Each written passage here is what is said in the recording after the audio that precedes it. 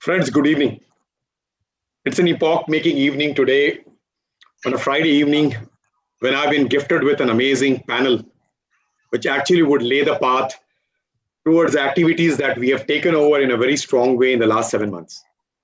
While we look forward to you all in the audience to be live wire audience, that means you can put your questions and comments live to the four panelists that I'll be transmitting on your behalf to a very learned kind of a panelist, which actually would help us out in all aspects. I would also like you to interact and leave your comments. This happens to be a path-breaking kind of an attempt that IPCA Life Sciences has taken forward. I, Sanjay Pandey, sit at the office at Kokilaben Hospital, having just completed a telemedicine consult, and look forward to learning from the stalwarts how can we polish ourselves and get better. Friends, we are actually thrilled to have a kind of a panelist who need no introduction. But for the sake of warming up the whole game and taking it forward to the highest possible level, I'll all of you switch on and get to an evening coffee.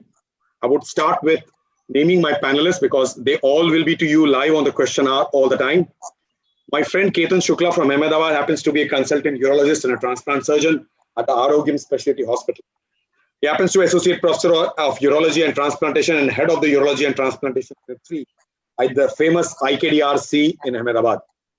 With 22 years of practice deeply into urology, having been decorated with this wonderful Sai Ratna Award for his services to the society in Maharashtra, been a part of these 400 kidney transplants, and the person involved in the domino kidney transplant operation has actually taken up urology to different heights, being into this kind of a practice, which he has now taken forward from an offline to an online consult.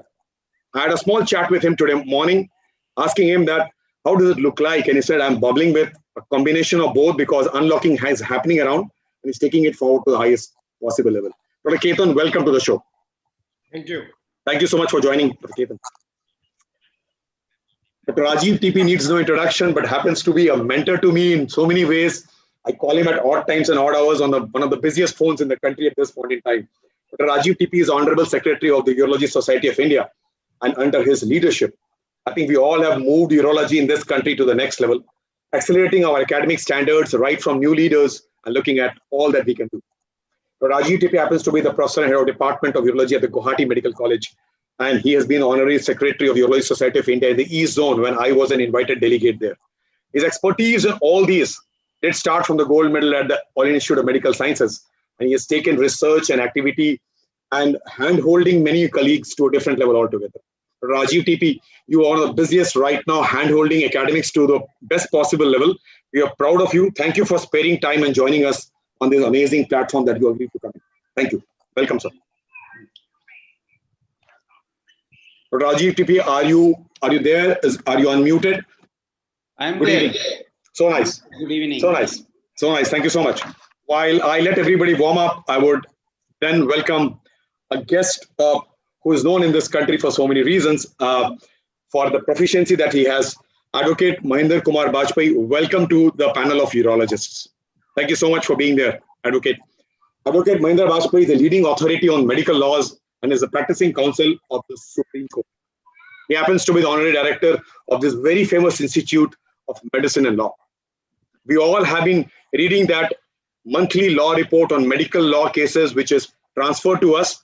That happens to be one of the most amazing kind of collection and collation of the biggest organized database of medical laws in the country.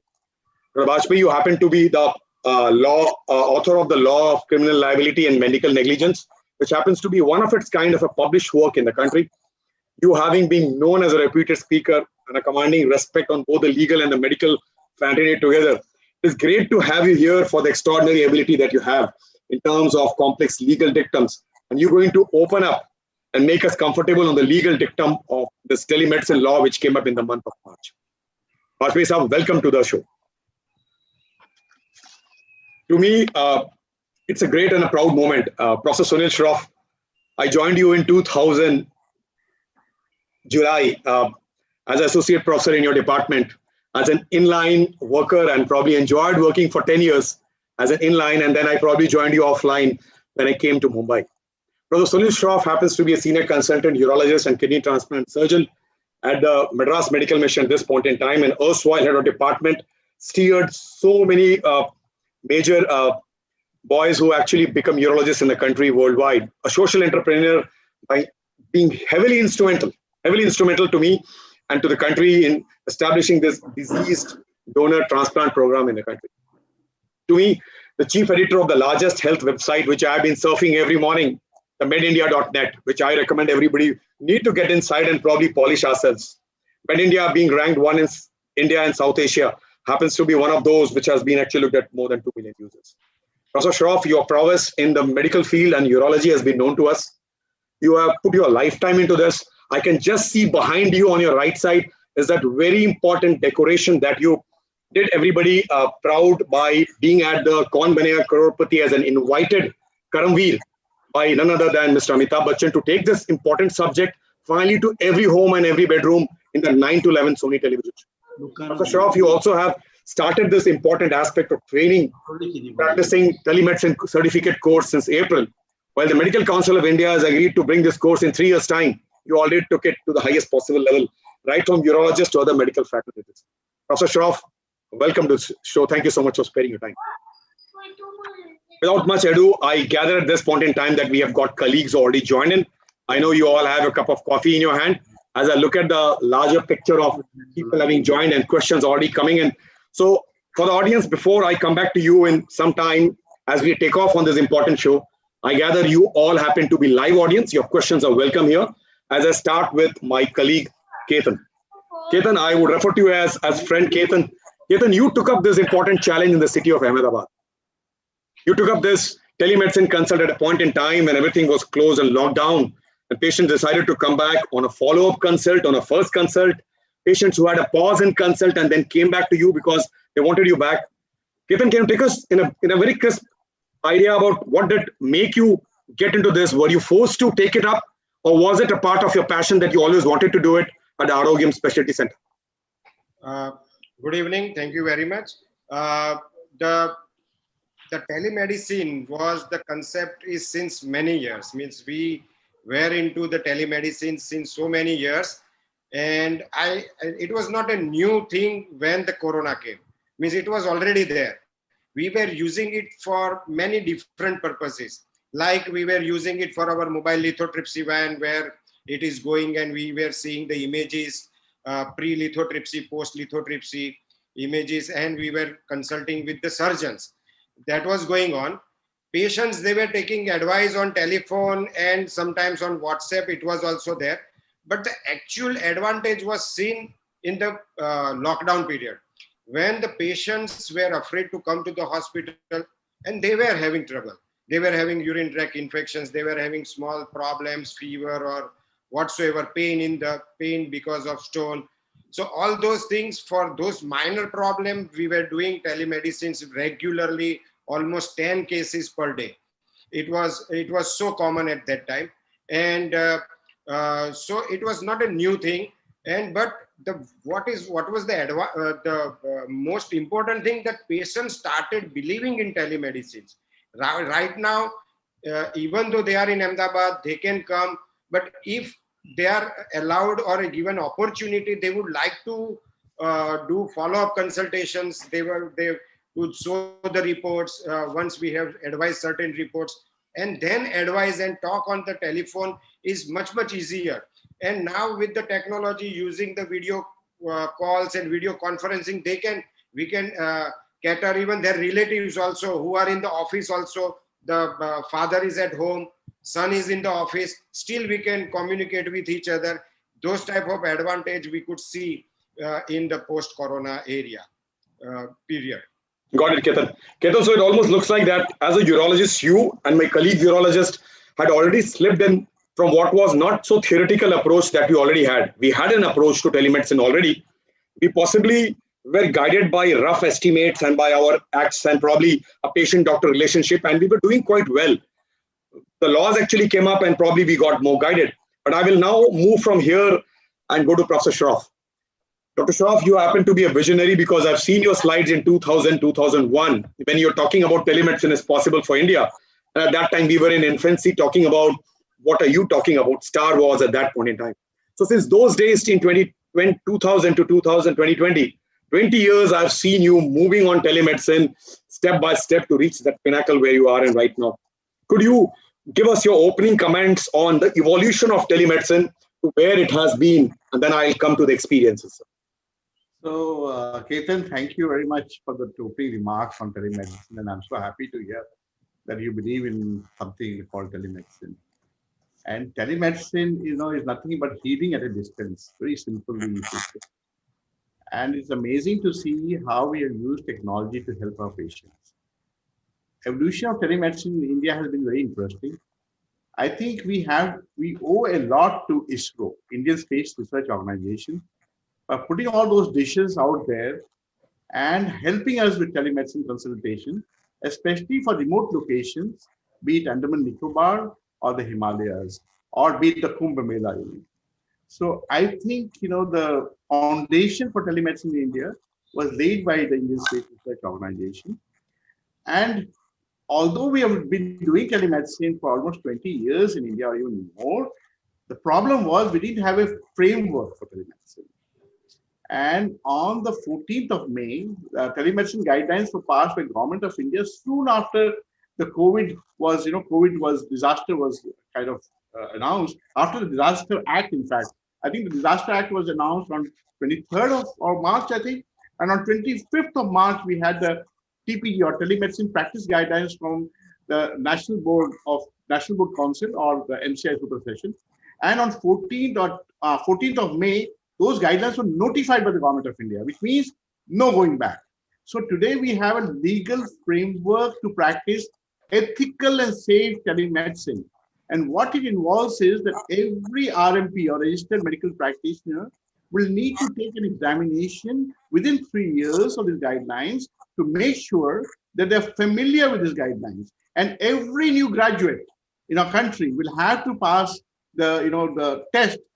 And so what happens is in their graduation, when they get to council, when they get certification to practice, telemedicine will be included as part of practice. So with the vision of our government, with the vision of Narendra Modi to have the electronic health centers, the EPHCs, electronic, PSCs. So we are hoping, and with this, with the health insurance scheme coming in to cover people, 40 million people, who are below the poverty line, I think this will grow and grow and grow. So I would request all my urology colleagues in the audience today to go and get familiar with the guidelines. This is about 44-page document. Get familiar with the guidelines and practice safe and ethical telemedicine. Wonderful. Wonderful, sir. So those were very important opening comments I was always waiting for. We heard something from you, sir, and I just want to put it in very small perspective. You did talk about E and the word E. You talked about electronic. You talked about ethics and ethical. You talked about the evidence. You talked about the evolution. You talked about E for experience. You also talked about E for expectations of both the patients and doctor. And finally talked about editing and taking it forward. That was great. I enjoyed this, sir. Thank you so much for those opening comments. When I come to Dr. Rajiv TP, sir, that you have taken Urology Society of India to a different level all through this year 2020 from January Kochi till now. Tell us how USI is taking this important aspect of guiding urologists, which Dr. Shroff did usher in. His closing sentence was, I would enhance everybody and empower every urologist to look at practicing telemedicine. So, sir, from the very important framework of Urology Society of India's office that you occupied, would you tell us that how would you look at and how would the Urology Society of India look at helping urologists doing a telemedicine practice, imbibing the guidelines which has been got up by NCI? So first of all, to start with, I could say that pre-2020, before we had the Kochi UCCon, the telemedicine was hardly there in the picture. And even there were some rules and regulations against if you pass on some prescription through WhatsApp or other things, it was penalized. There were rules. But in the current era of the ongoing pandemic, where safe distancing is a norm, we as clinicians will have to take the challenge of addressing these issues, thereby reducing patient overcrowding in the hospital. This is one way where we can reduce the patient overcrowding in the hospital by taking telemedicine OPDs. The branch of telemedicine offers at the moment, the best way of solving these issues, where the patient can see medical help from the comfort of their homes, because you can see that there are certain patients who are quite far off, where they need help. Because of the ensuing problem, they cannot approach the hospital. So if each and every hospital have got a facility of telemedicine OPD, and each hospital, I think, can enroll doctors having for this an earmark for this telemedicine OPD. Then telemedicine guidelines have been laid down by USI. I think Dr. Shroff was a lead in this thing, and we in fact had one of the first webinars of Urological Society of India was on telemedicine, and wherein Dr. Shroff was the lead there.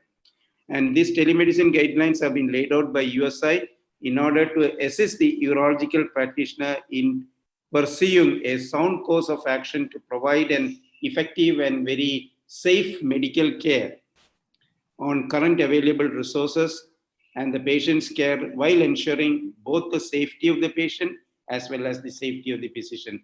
And with, as Dr. Shroff has highlighted, these telemedicine guidelines have been accepted, passed by the government, published in the Gazette. So now, even if we have a telemedicine OPD, it is within the frameworks of all the legal rules.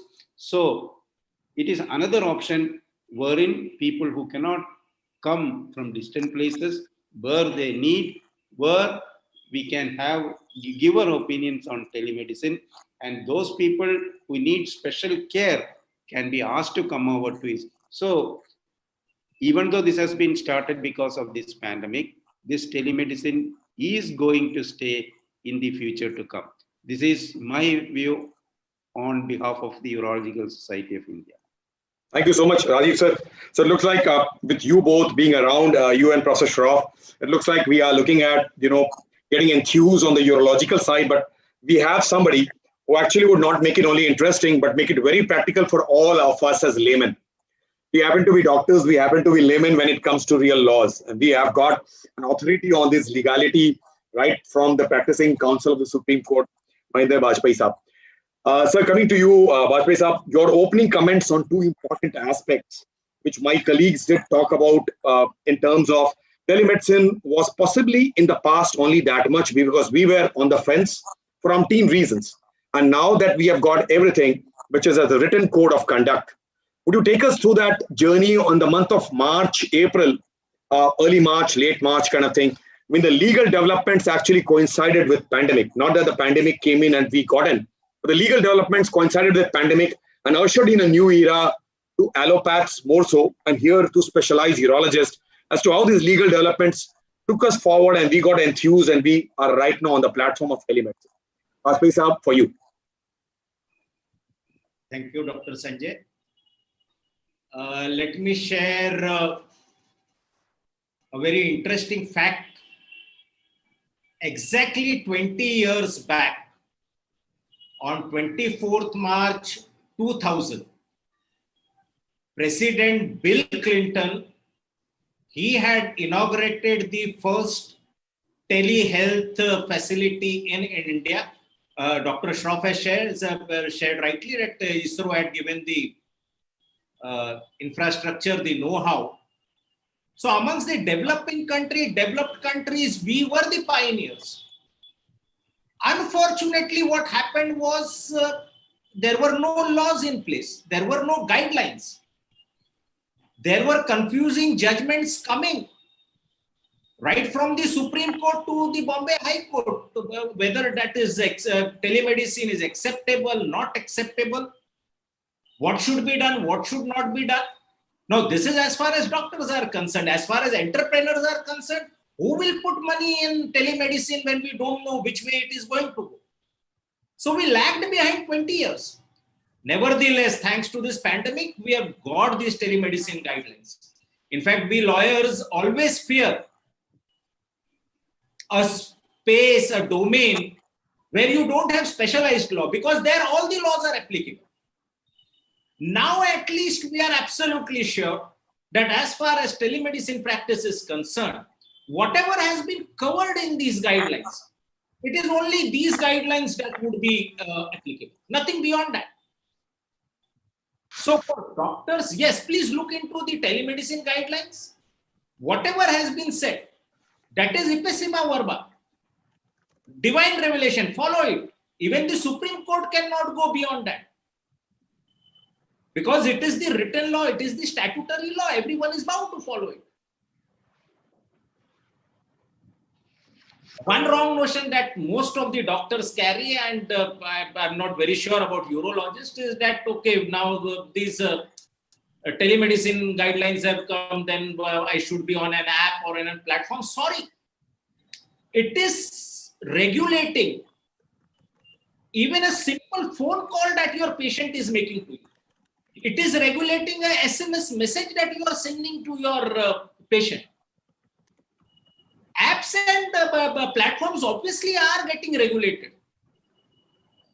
But yes, any digital communication you want to have with your patient, look into these guidelines, know them perfectly, and then go ahead. You need not bother about law. Third aspect, I beg to differ with Dr. Shroff. It is not that within 3 years you have to do a course. The guidelines say that as and when Medical Council of India comes with a course, within 3 years of that course coming into existence, all the doctors who wish to practice telemedicine, they will have to do this course. Now the Medical Council is gone, the National Medical Commission has come. Obviously, some more time will be taken. Till the time course comes and 3 years thereafter, you have all the liberties to practice telemedicine without doing that course. But yes, after that 3 years period, you will have to do the telemedicine course, and then only you can practice telemedicine. That is all, Dr. Sanjay. Yeah.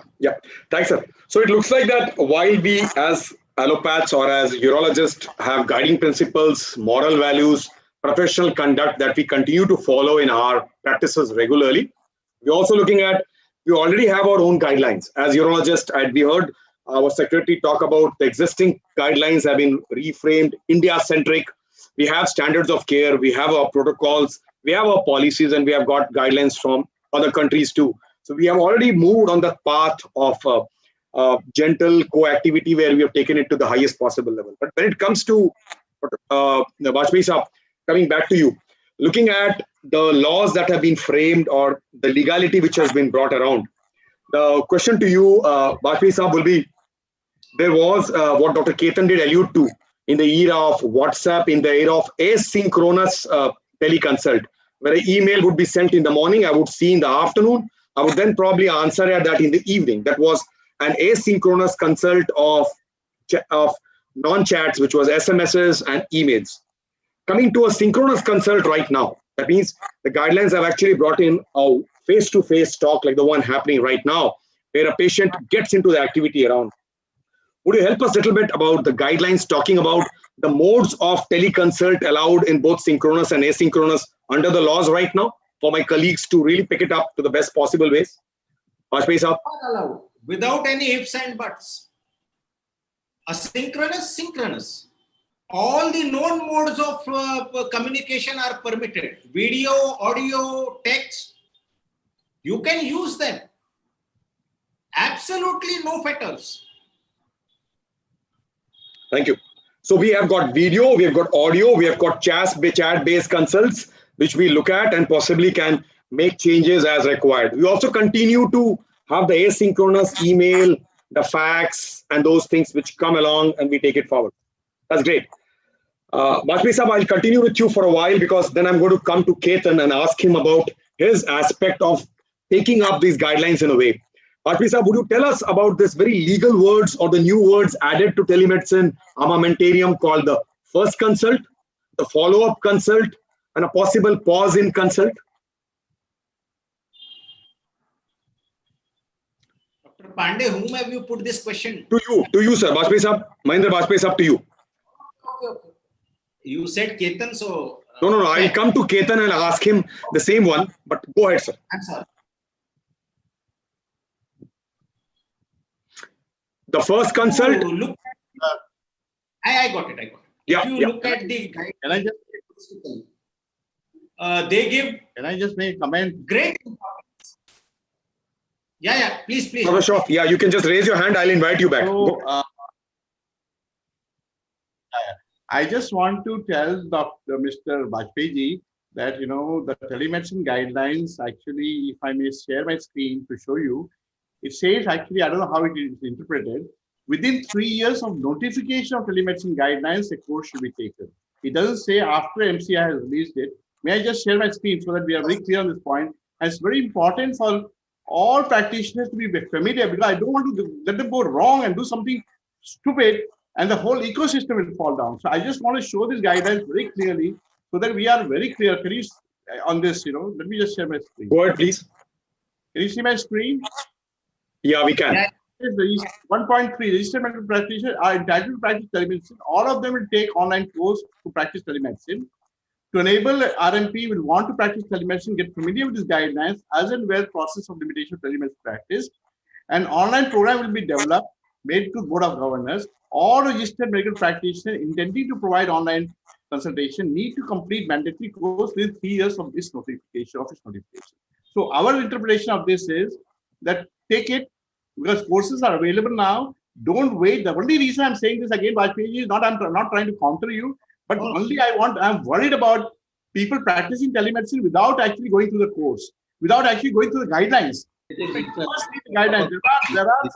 There are some things given to the RMP, a lot of power, but that power has to be used with discretion.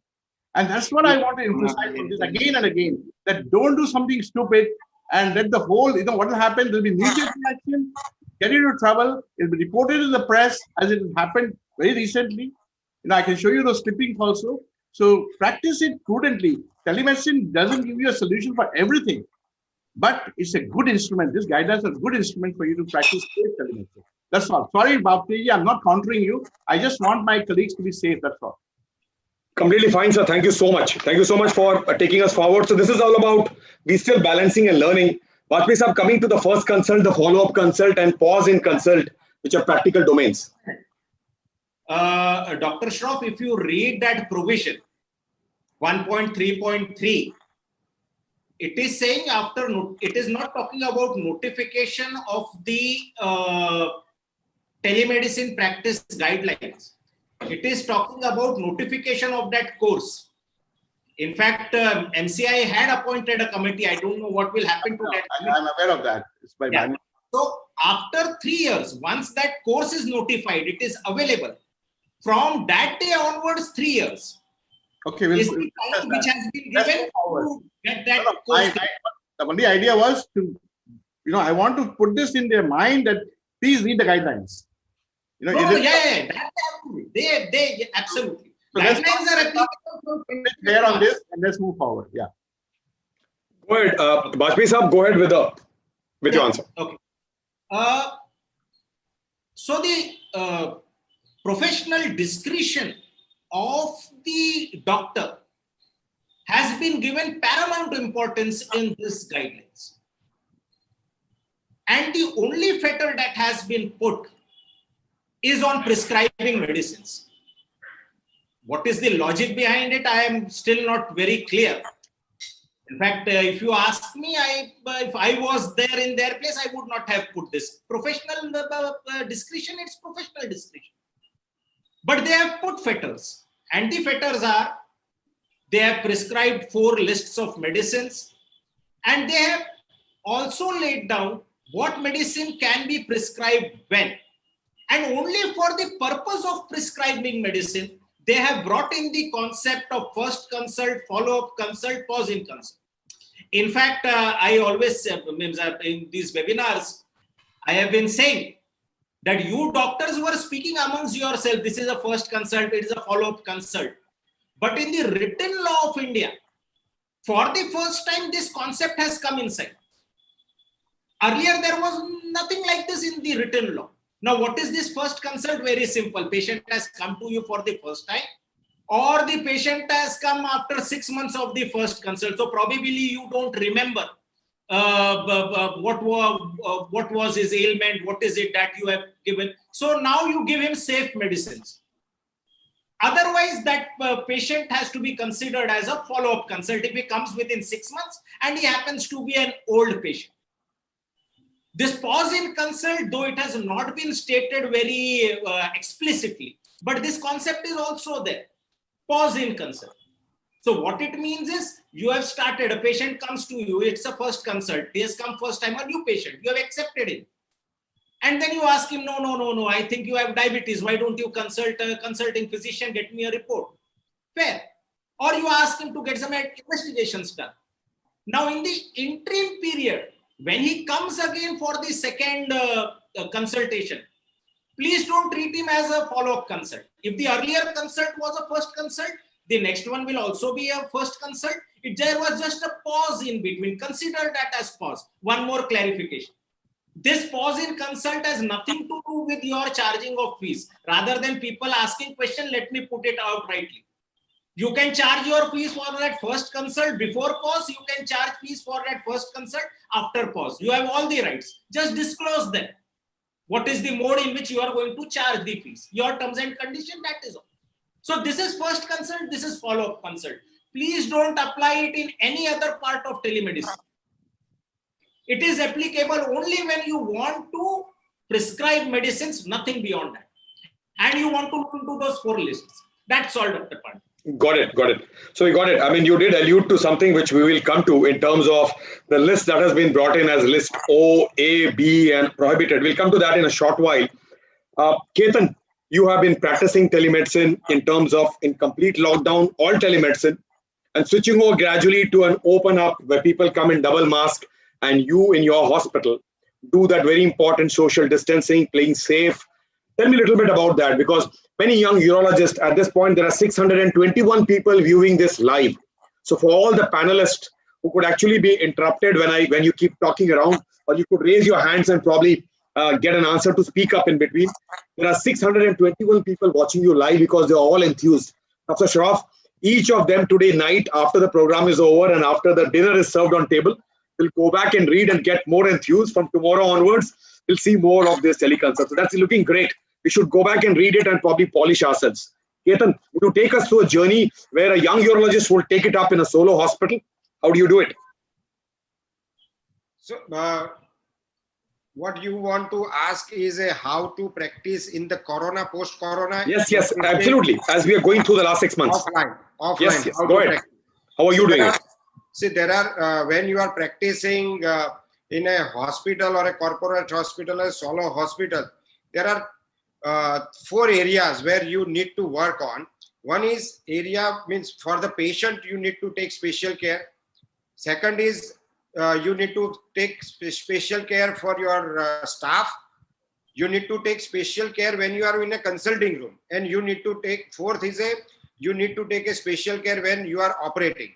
So all these 4 areas needs to be very much precisely defined, all the care, and you have to see that all the your guidelines are followed properly. Like in my hospital, when the patient comes, right from his entry, he has to wash his hand with the sanitizer. We give them gloves. We ask them to put the shoe cover also. And if they are not having proper mask, we provide them mask also. And when they come in a waiting room, there is a enough spacing when they are sitting, and no crowding is allowed. Even the waiting area, AC are full running, but the windows are open so that there is not much breathing problem, and air circulation is very good. Even when they come for my consulting room, AC is on, and they have the chairs which used to be near my table. Now they are little bit far, at least 6-7 feet away. And usually the patients try to come and talk when they come and they want to sit near you. I tell them that it is for you. You sit away from me. My voice you will be able to hear me properly. And whatever I want to show you on my big computer screen, I can show them, explain them properly. So simultaneously your staff, all the staff and we ourselves, we put proper mask, N95 mask, as well as face shield. It's compulsory for all my staff. and we give them gown also in OPD also, and in the clinical area also, where nursing staff is also given gowns. Wonderful, Ketan. But let me know about your teleconsult. This is great practice you're doing and playing safe with everybody. Opening up the AC, opening the windows, making them feel safe, keeping them social distant, and getting them all that is required towards the distancing. Tell me about your teleconsult, which you talked to me today morning, and you said that is actually booming from complete lockdown to changing it. So now what we have done, there are so many patients from outside the state, outside the city. We give them appointment. The teleconsultation time is a totally different time. It is not the usual consultation our time when I do teleconsultation. The teleconsultation time is a separate 1 hour or 2 hour time is devoted for the teleconsultation. Not only that, my secretary give them all the information regarding how they can pay about it before the teleconsultation. Whatever the reports they want to show me, they are supposed. You are muted. Ketan, have I lost you? I go through all these things. Yeah. Sometimes there are certain conditions like there are spot diagnoses where they are having some ulcers on the glands, or they are having some pain, or they are concerned about that. Even the photographs, we ask them to submit the photographs also, and the photographs of the reports also. So that, and once the teleconsultation or video consultation is done, everything is put on the consultation paper. And I mentioned that this is a teleconsultation, and all the history and whatever the investigations or the physical, like pedal edema, I can see, penile edema, I can see, scrotal edema, I can see. So all those things are put on the paper, and advice of all, any investigation is advised.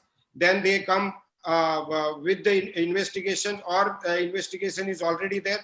And if I have prescribed, it is on the consultation paper. So that is there.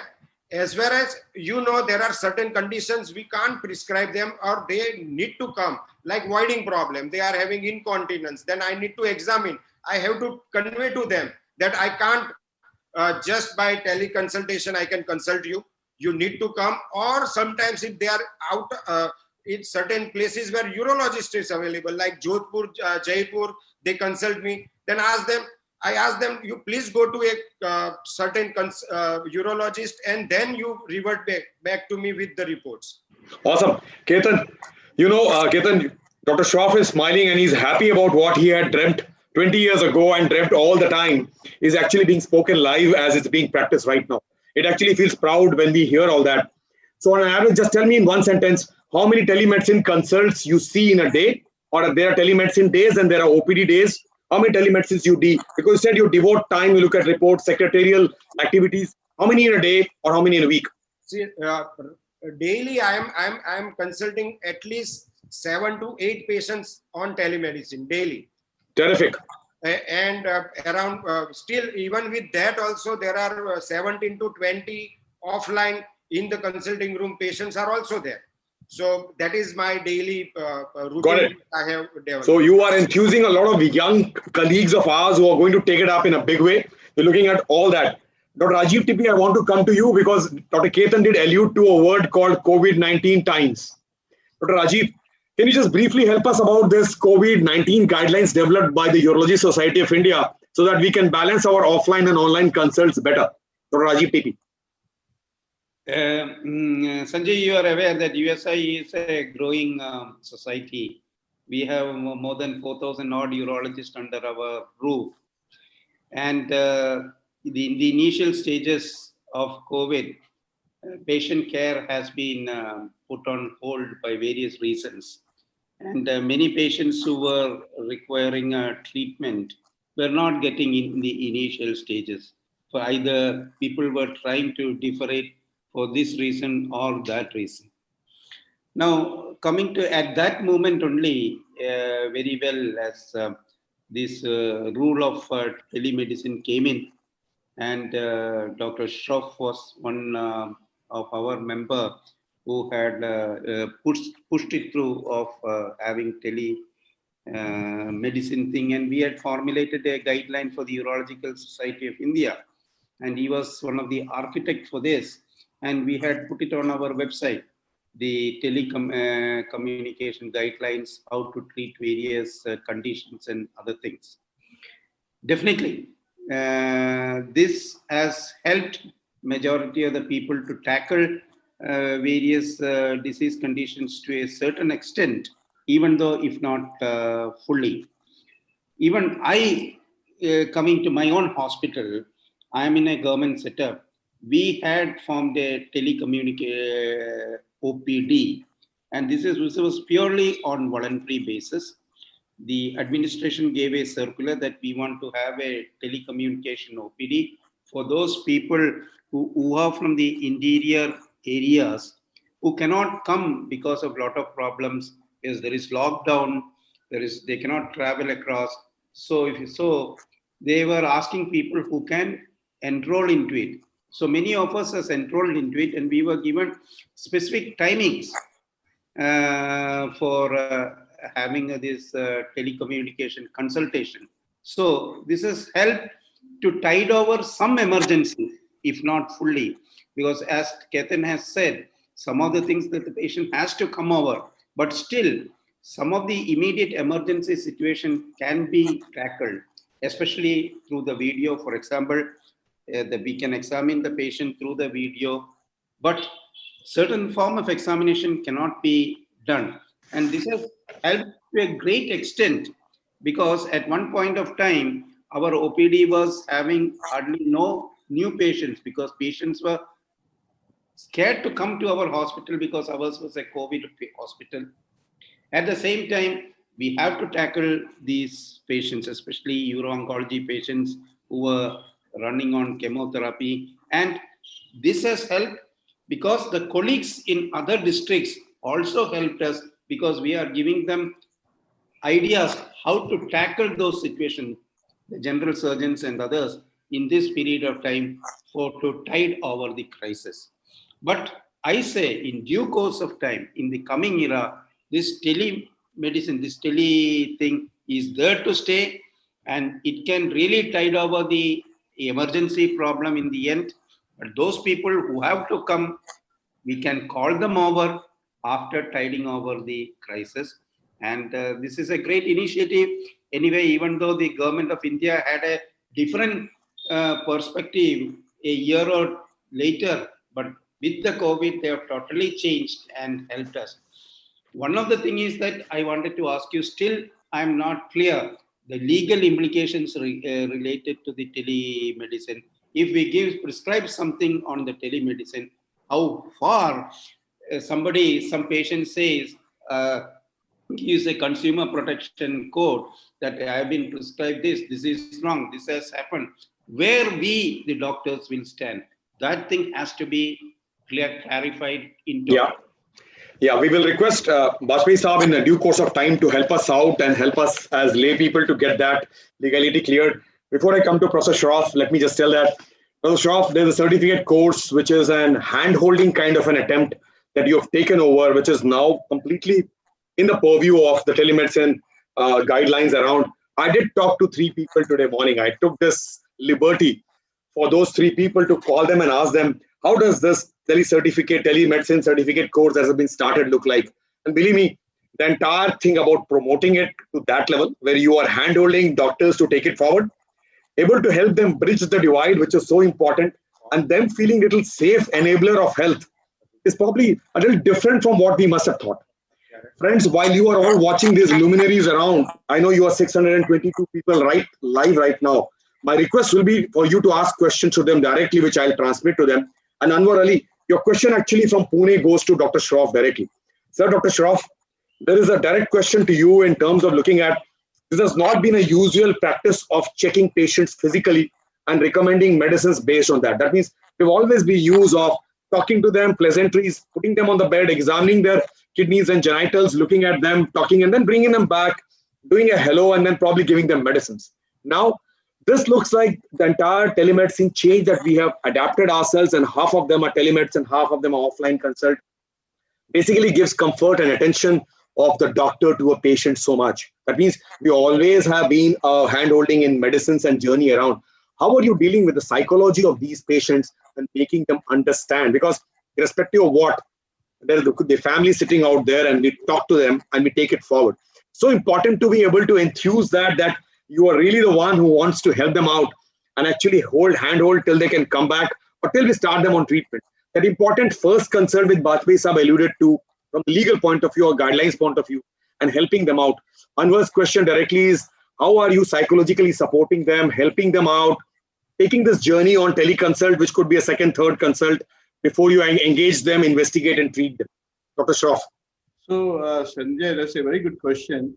In this COVID times, patients are scared to come to hospital. So once the COVID is over, then the psychological support will be more needed, I think.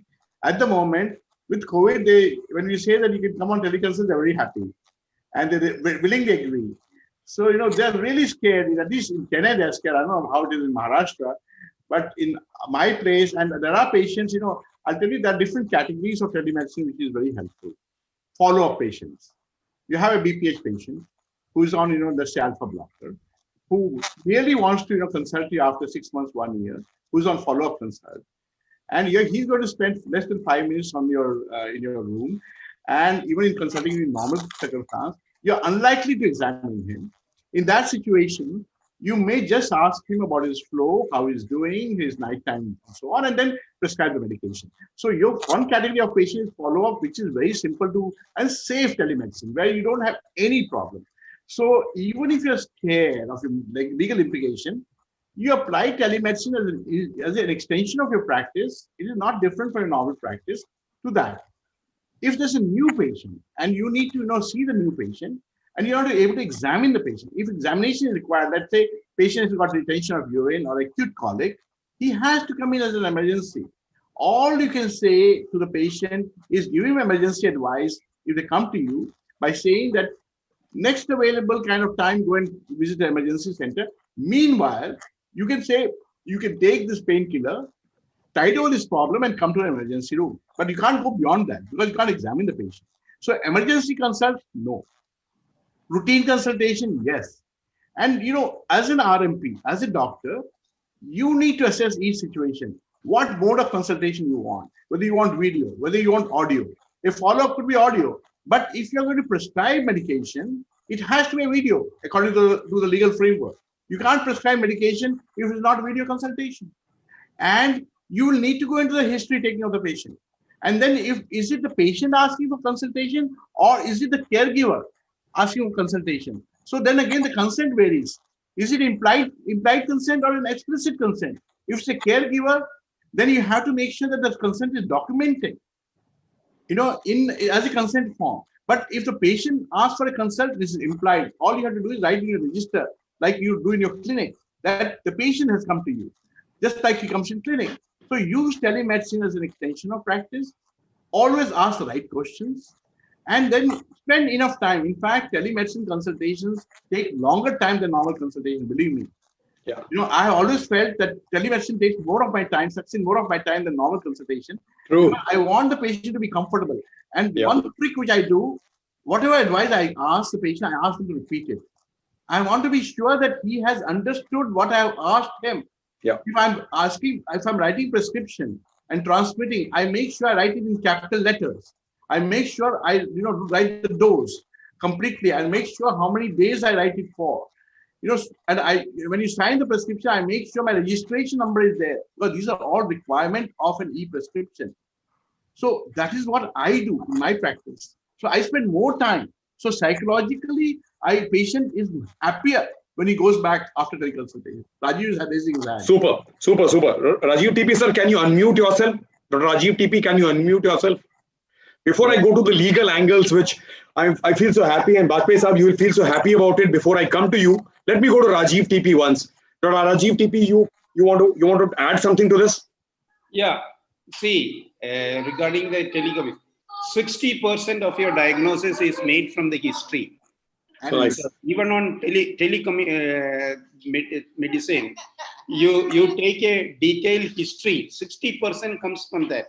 Now, how many of the doctors who are really seeing the patient physically, examine the patient totally, hardly 20%, to see whether the patient is having any retention and everything. Even if we say you drop down, see, I don't think in this COVID era, even anyone who is sitting in the OPD, hardly 20% does physical examination.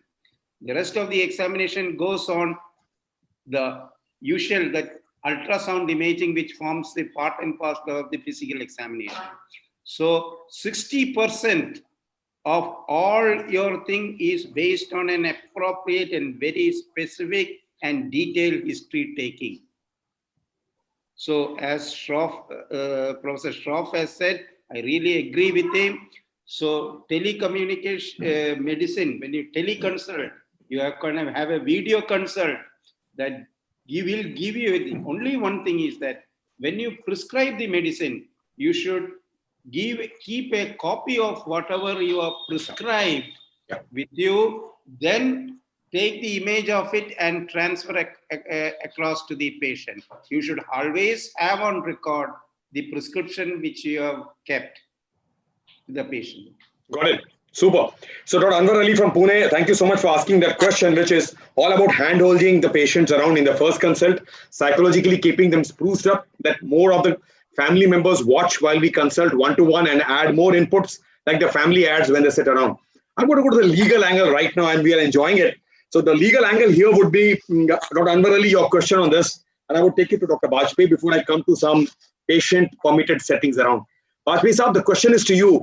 Can you please throw some light on the medical negligence case possibility in a case of an audio communication where it's difficult for the patients to prove negligence due to inadmissibility of the recordings or many times unavailability of such recordings? This is a direct question to you from Anwar Ali again in Pune. There are so many comments coming up. I'm picking up all those questions which I can as we go through the journey. So the entire medical negligence of audio communication where difficult for the patients to prove negligence is something very important. Bajpayee Saab. You are right when you say that tape recorded audio communication is inadmissible in evidence. Okay, because there is the Indian Telegraph Act which says that it was made 150 years back.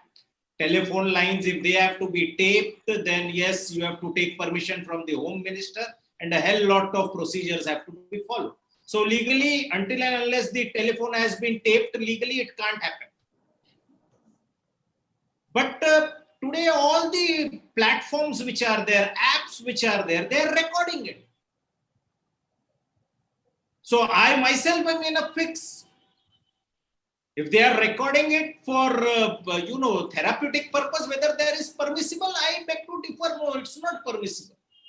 At least in these guidelines, I do understand MCI did not have the jurisdiction.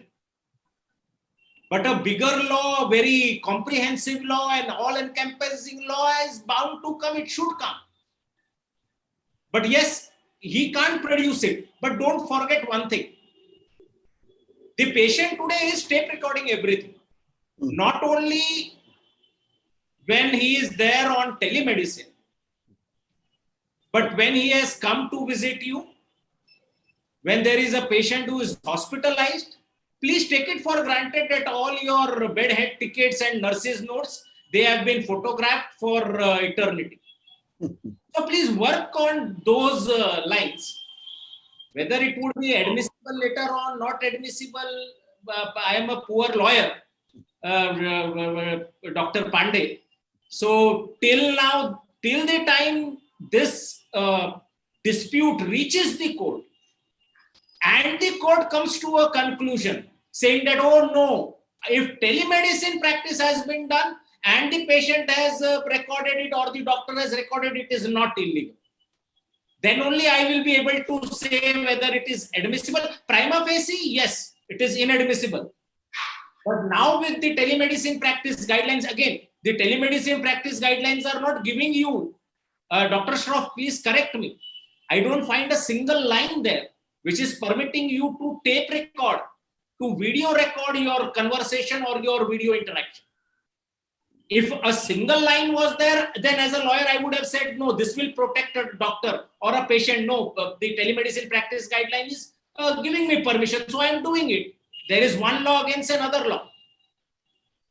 So, Dr. Pandey, we will leave it for some other time. Yes, I got it. Bajpayee Saab. I'm taking a cue from Dr. Shroff and coming to you, Bajpayee Saab, on this permitted settings interaction. Dr. Shroff did talk about this. He did talk about it could be to a doctor, it could be to an attendant. Could you help us out in the legalities out here, or what has been framed by the telemedicine rules right now, that it can be a patient to doctor, or it can be with a list of people whom I can interact with in a telemedicine? Anyone connected with the patient, if I could put it in a single sentence. Yeah. Anyone or everyone who is connected with the patient can consult the doctor. But there are many ifs and buts. 3 distinct categories are there.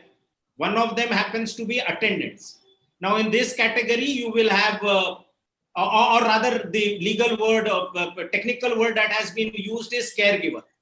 It could be a relative, it could be an attendant. All these people, they come under the category of caregiver. So yes, on behalf of the patient, a caregiver can speak with the doctor on telemedicine.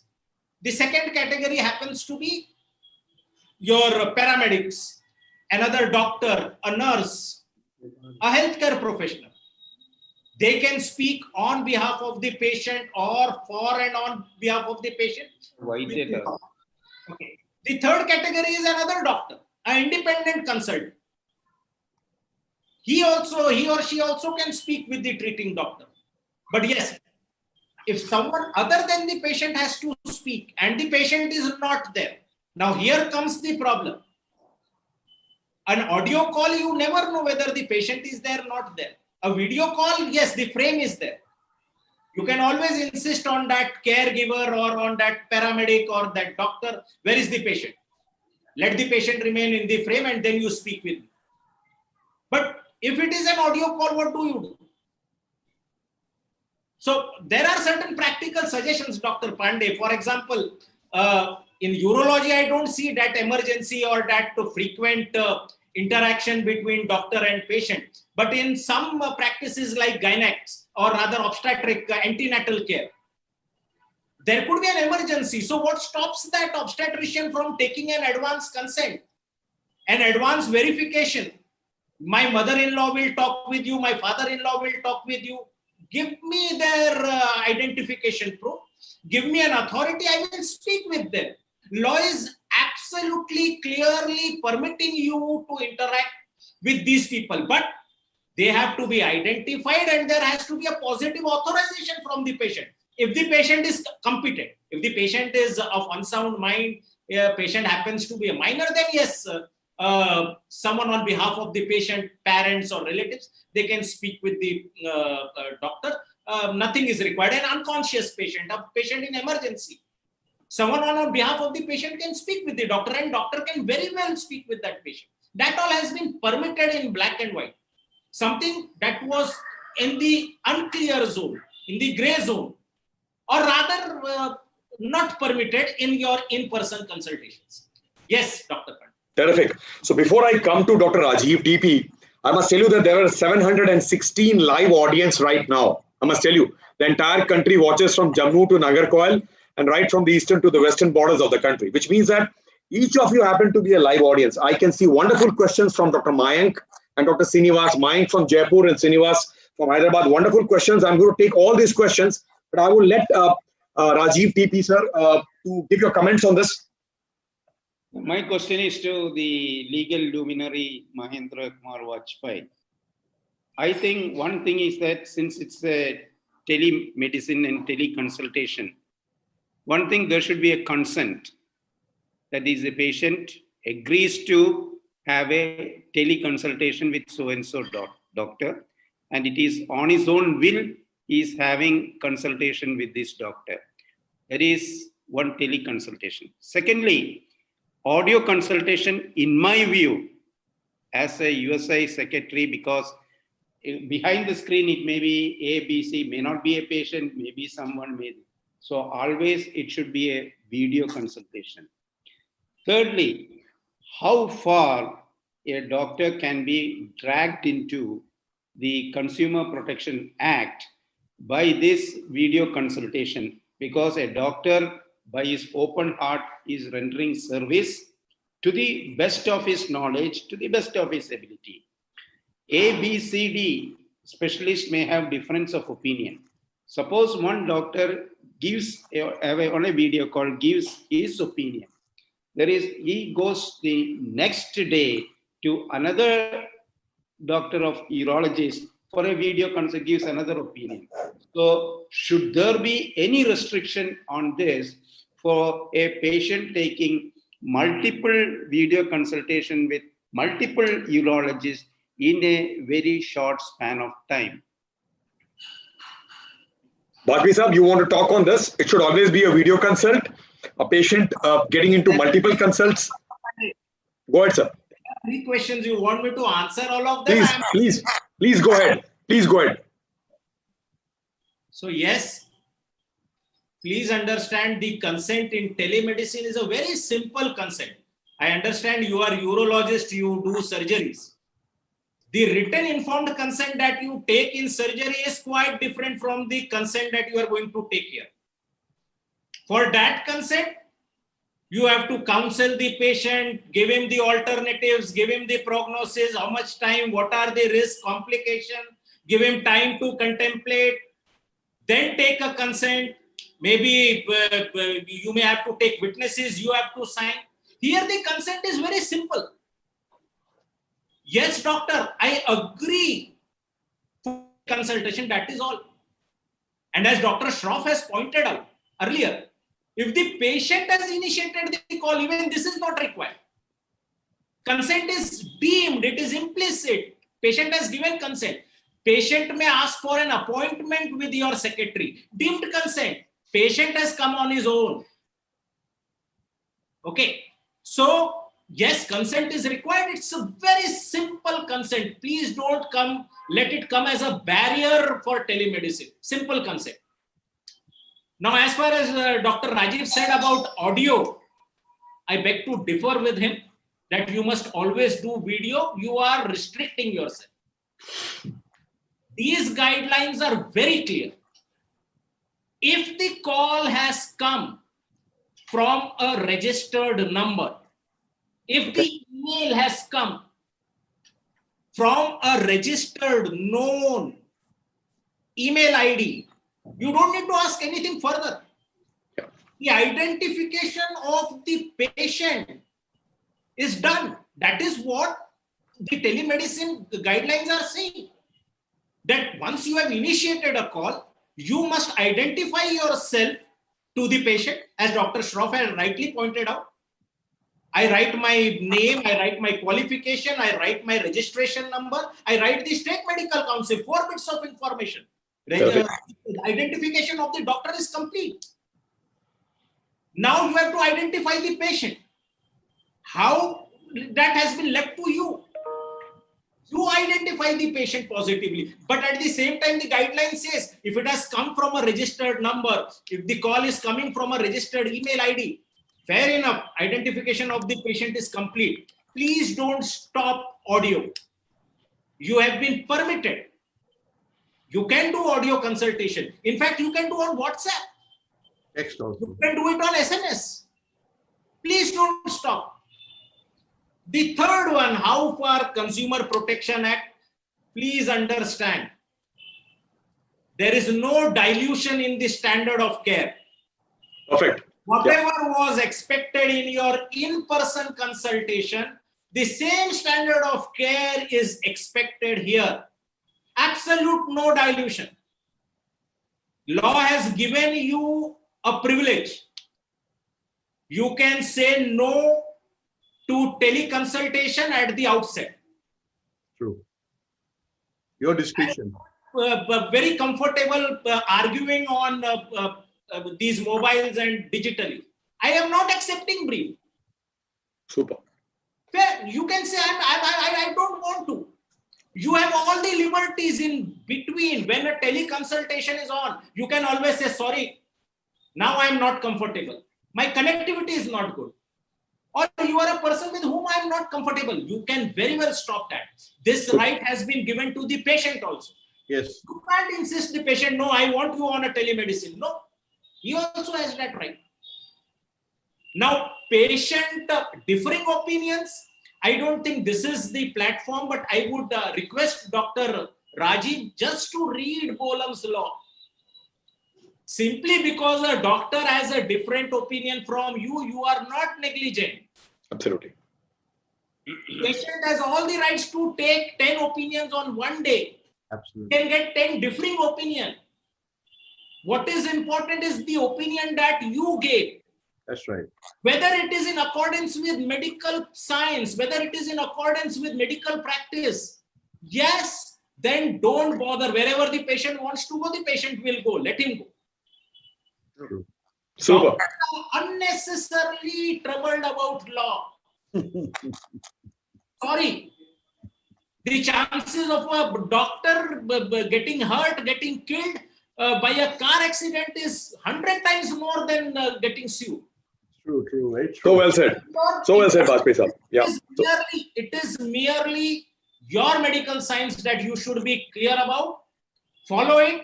Law is on your side. Thank you. Good. Thank you so much. Thank you so Yes, much, Bajpayee sir. Professor Shroff, I'm coming to you. You know, Mayank from Jaipur and Srinivas from Hyderabad have sent questions. This is really a live audience right now. They are actually interacting with the pioneers. 726 people watching you live from the entire country. Professor Shroff, the first question is from Mayank, Dr. Mayank from Jaipur.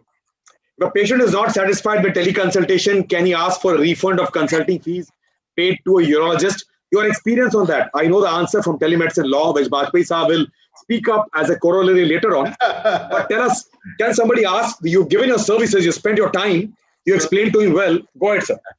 So very simple, Sanjay.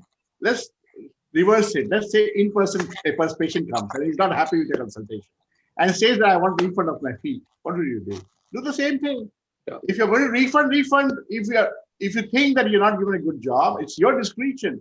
A patient can ask, but you have given your time, and that is your professional fees. And that has been in advance told the patient that if you want to consult me, it'll cost you 1,000 rupees.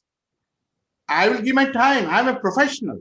So if he's not happy, you want to give, it's your heart. If you want to give of goodness of your heart, you give it. But law can't prevent you from, if you don't give it, law can't sue you for that. Because you're giving your time and you told the patient in advance. And what you need to do in telemedicine also is, you need to give the patient a receipt of your consultation fee as well. I charge 500 or 1,000. You need to give the receipt. That the patient is entitled to, but not entitled to for a refund. Got it. So, Professor Shroff, I can take two things here. Number one is, there are patients who come for stones. They come and sit outside in your and my and Ketan's OPD.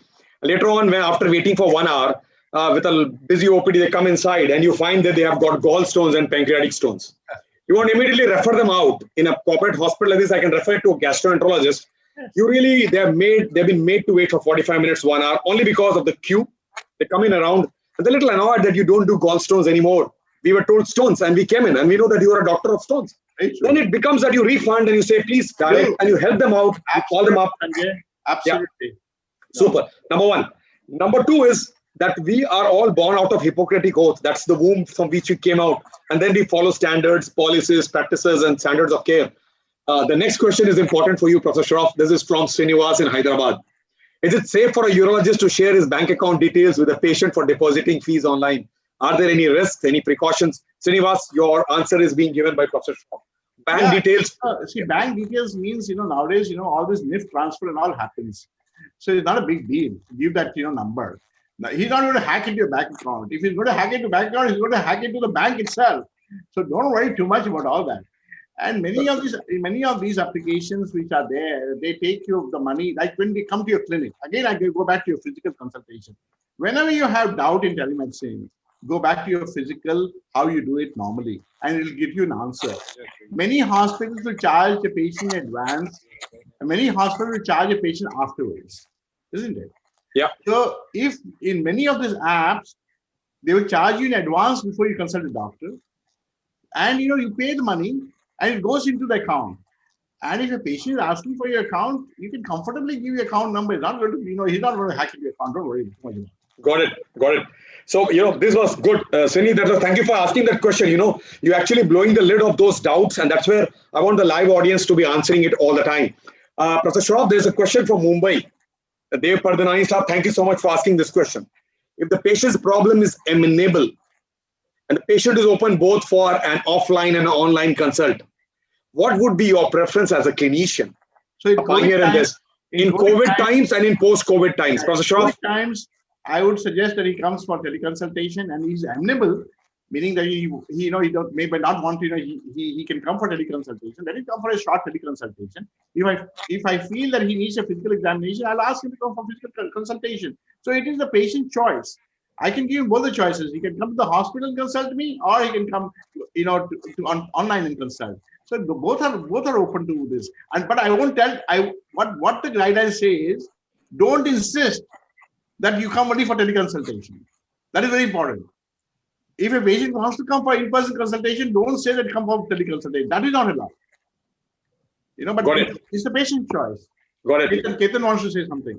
Yeah. So Ketan, actually, you will tell me about this, about the bank account details. Your one sentence on that, about the safety feeling that you have, about you having refused anybody on teleconsult for us to know live, for my colleagues to know it, and finally your offline online consult on a COVID non-COVID patient with preferences.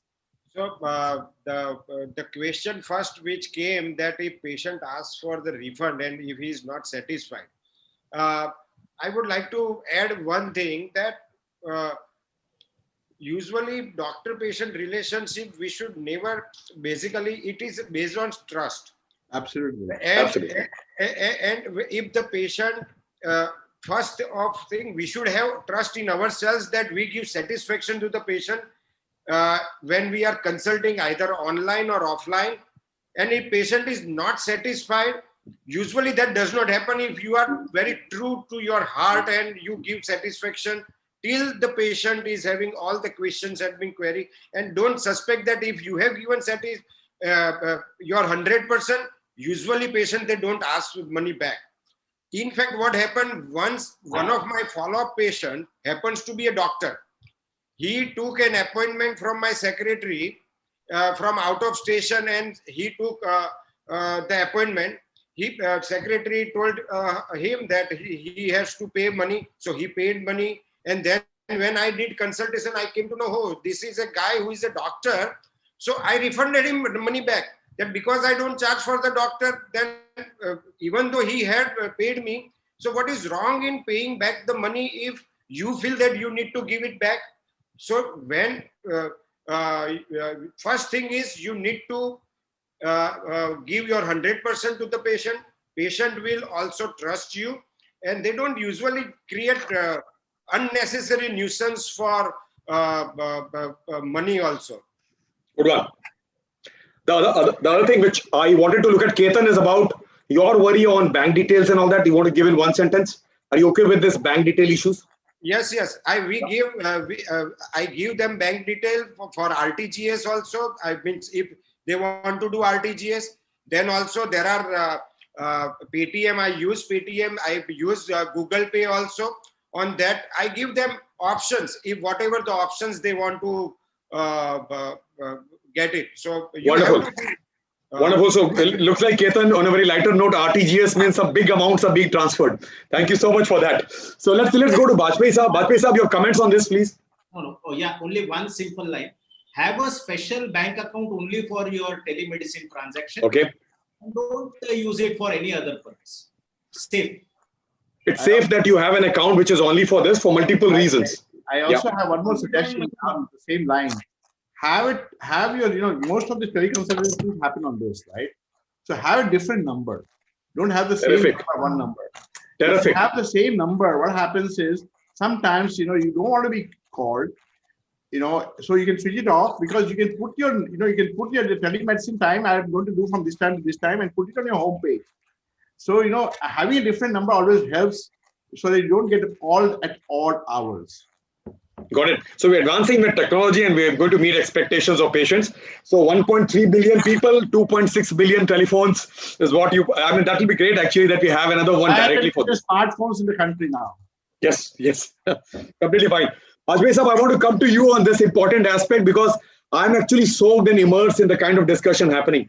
The luminaries, friends, I would like you to utilize this chance to ask your questions, which could be as difficult as actually we're going through. Bajpai Saab, coming to you, we're looking at two important aspects. Number one, you did talk about and allude to the drug list, a very important aspect that we need to know on drug list. A little bit idea because we all will go back and read today on these drugs. The drug O, the drug A, the drug B, Yes.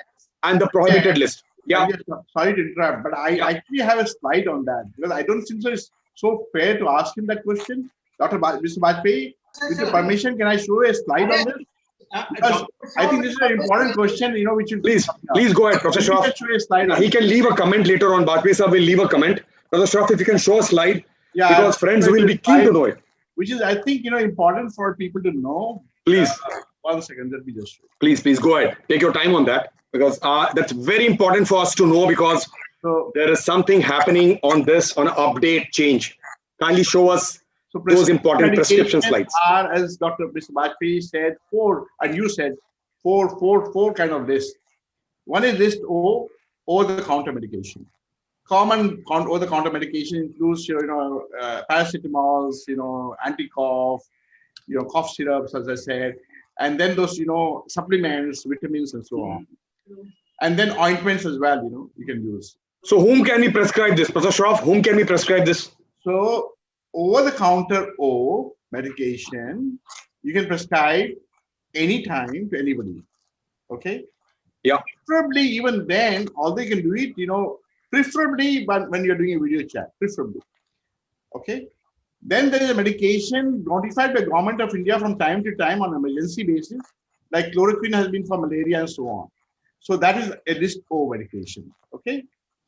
And then there is a list A, which means list A are first consult medication, only on video mode of consultation. This word has to be, this sentence has to be noted, such as ointments, your eye ointments, skin ointments, ear drop, follow-up consult for above medication, follow-up medication for chronic illness or refill, for, such as for hypertension, for diabetes, for asthma, and then it says, etc. Now, here is what I want to appeal to Rajiv TP. This document is in, kind of a living document. When this document came up, immediately the psychiatrist appealed to the MCI board that it doesn't cover anti-anxiety medication.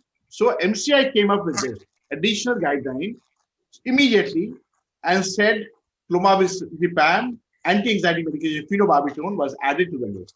A. Got it? So I want Rajiv TP and company from your side to write to MCI saying that alpha blockers, and 5-alpha reductase inhibitors, some of these medication can be included in list A quite comfortably. And we want that recommendation to come from USI so that we can take it up with MCI. It has to come from a society. Okay, got it? This came from the psychiatric body. That's why it was included in list A. And then there is a list B. This is a list B is follow-up medication prescribed, like you want to change the medication for chronic medication.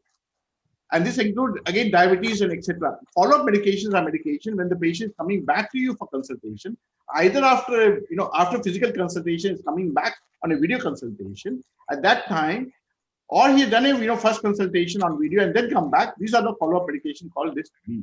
So you've got now three levels of medication. And then there's a prohibited medication, includes Schedule X, narcotics, and psychotropic drugs. So these are the medication. As you see, none of them mentions any of the urology medication. Okay, only term uses etc. It is left to the discretion of the urologist to use your medication, alpha blockers or 5-alpha reductase inhibitors or whatever. But after having explained all the side effects of the medication, after making sure the patient understands about hypotension, not getting up in the middle of the night and feeling giddy, all this needs to be explained to the patient before you prescribe the medication, and that needs to be documented that you have explained to the patient. This is where the etc. will come, but we are not very comfortable with the term etc. So, Rajiv, please write to the us, and we'll forward your recommendation to the Government of India. So this is about medication, Sanjay. I just wanted to show this. Got it. Perfectly fine. This was great. This was great, actually. As people watch this, thank you so much, Professor Shroff, on this. Before I come to Bajpai Saab, Dr. Rajiv TP. Rajiv TP, your comments on this? No, since Professor Shroff has highlighted this thing, certain commonly used urological medications. For example, he has said about alpha blockers, 5-alpha reductase inhibitors, and even overactive bladder. Anticholinergics. Overactive bladder. Yeah. This antimuscarinics. This we will definitely write to them to incorporate into the list A, because these are the most common medications which a urologist prescribe. This will be definitely taken care into, sir, and we will do it. You know, Rajiv, see, I would also make one more suggestion. This is the time that USI forms a telemedicine cell for urology, so that this is a living document, the guidelines, this is going to change. So whatever we are facing problems, in our specialty, especially, and another thing which we need to be very careful is sharing pictures, where our pictures are mostly very, very confidential pictures of privacy, issues are huge in our pictures which come. We're not supposed to share those pictures even with our colleagues without, Yeah. So we need to put all this in place so that these pictures don't go viral on the net. You know what can happen? You send it on a WhatsApp, by mistake you forward it to somebody else and it can go viral. So we have to be extremely careful of these things. So that's why I'm saying that it is high time that Urological Society of India forms a telemedicine cell and gets in, few people together so that we can keep our people informed, our urologists informed, at the same time write those guidelines and make some recommendations to our own society members and to MCI to include all those things. Dr. Shroff, can I just add something here to Dr. Rajiv TP? Dr. Rajiv, can I add something here? Dr. Rajiv, this is for you. This is for you in terms of, we heard Dr. Shroff, and I'm taking a cue from that. The cue is... The comment placed by Professor Shroff. Yeah. Sir, I will see that by 9th of November, there will be a telecommunication cell of Urological Society of India. Very good. This is the word given by me, and you will see to it on 9th of November. So on behalf of Telemedicine Society of India, I'll request you to kind of have a chapter of within your absolutely site, so that we can keep guiding you as we evolve. Now we will have a telecommunication cell which will guide USI and formulate whatever that is required to our urological fraternity to incorporate into the telemedicine guidelines. Thank you. Wonderful. Yes, I assure you, and I will see that it is true. Thank you. Dr. Rajiv, 1/3 of individuals, we have got 741 people watching you live. 1/3 of them are actually students in urology. Yes. Would it be prudent at this point in time, Dr. Rajiv and Dr. Shroff, to add it as a part of our accessory MCH curriculum training? Because the boys who will pass in 2021 and 2022 will actually maybe starting from a teleconsult practice itself. Who knows? We have a second wave right now in Europe happening around. So would it be a part of the curriculum to, apart from telemedicine cell in USI, could be a part of an accessory curriculum? May not be a pass marks in that, but it could be an addendum for them to be enthused as a step on the first day after their pass marks. They actually look into that. Rajiv TP, your comment on that, please. Sanjay, as you know, that all these things have come because of the recent pandemic. And it is very clear from the situation what we have faced during the last 7 months during this pandemic regarding the patient care and other things, and the various confusions regarding the same. Henceforth, we definitely, with the help of the telecommunication cell, which I have made an assurance before you now, we will set up a cell with making guidelines, and we will see that we can incorporate a sort of a curriculum early in the course of the urological DNB or MCH, thereby making tomorrow's clinicians more aware of the options of the telemedicine and how to carry forward in the future directions. So I just wanted, Sanjay, to spare a minute for me here. What we could do, Rajiv, I mean, we could take this discussion offline, but what we could do is, in Telemedicine Society of India, we are developing specialty courses now for every specialty.